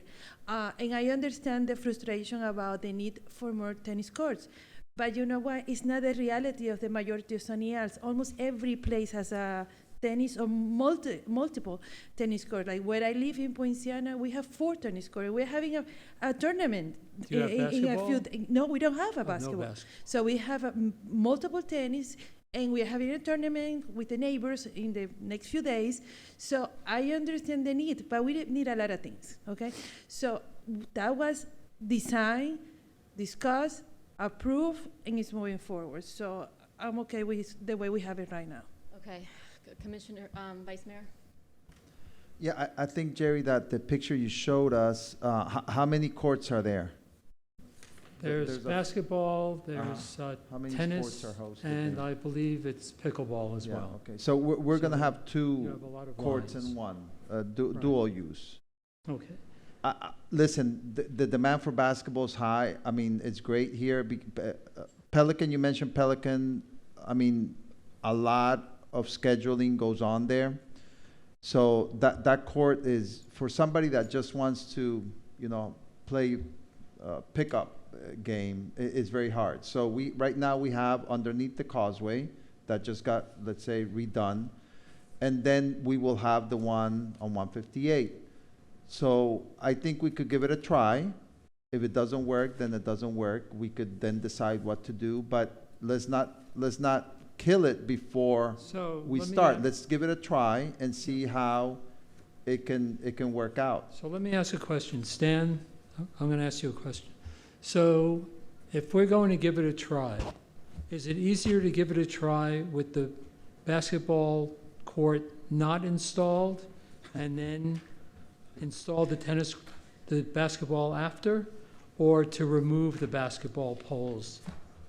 What's If there's easier? no option for basketball, then you're not gonna know who's wants to play basketball. You have to see what the demand is gonna be. I think. Well, you have, Look, okay, so look, right now, there is no one going under the causeway to play basketball, and that court is in perfect condition. No, it's not. It's not usable. It is usable. I was there if today. may I if took the may pictures. If I may, the children that went to play there, one of them twisted the ankle No, a couple of years I ago. was there today. Okay, good for you. It was perfectly blacktop. It Here, is a look at it. very, no, I've been there. Look I at don't it. need to Listen, watch the Perfectly the done. point, no, if I may add. It was let just let repaid. Commissioner Stuyvesant speak, and then we're gonna close the meeting, because I That- think we have. That basketball court is unusable for basketball. You can transform it for tennis, and I will second the motion for you.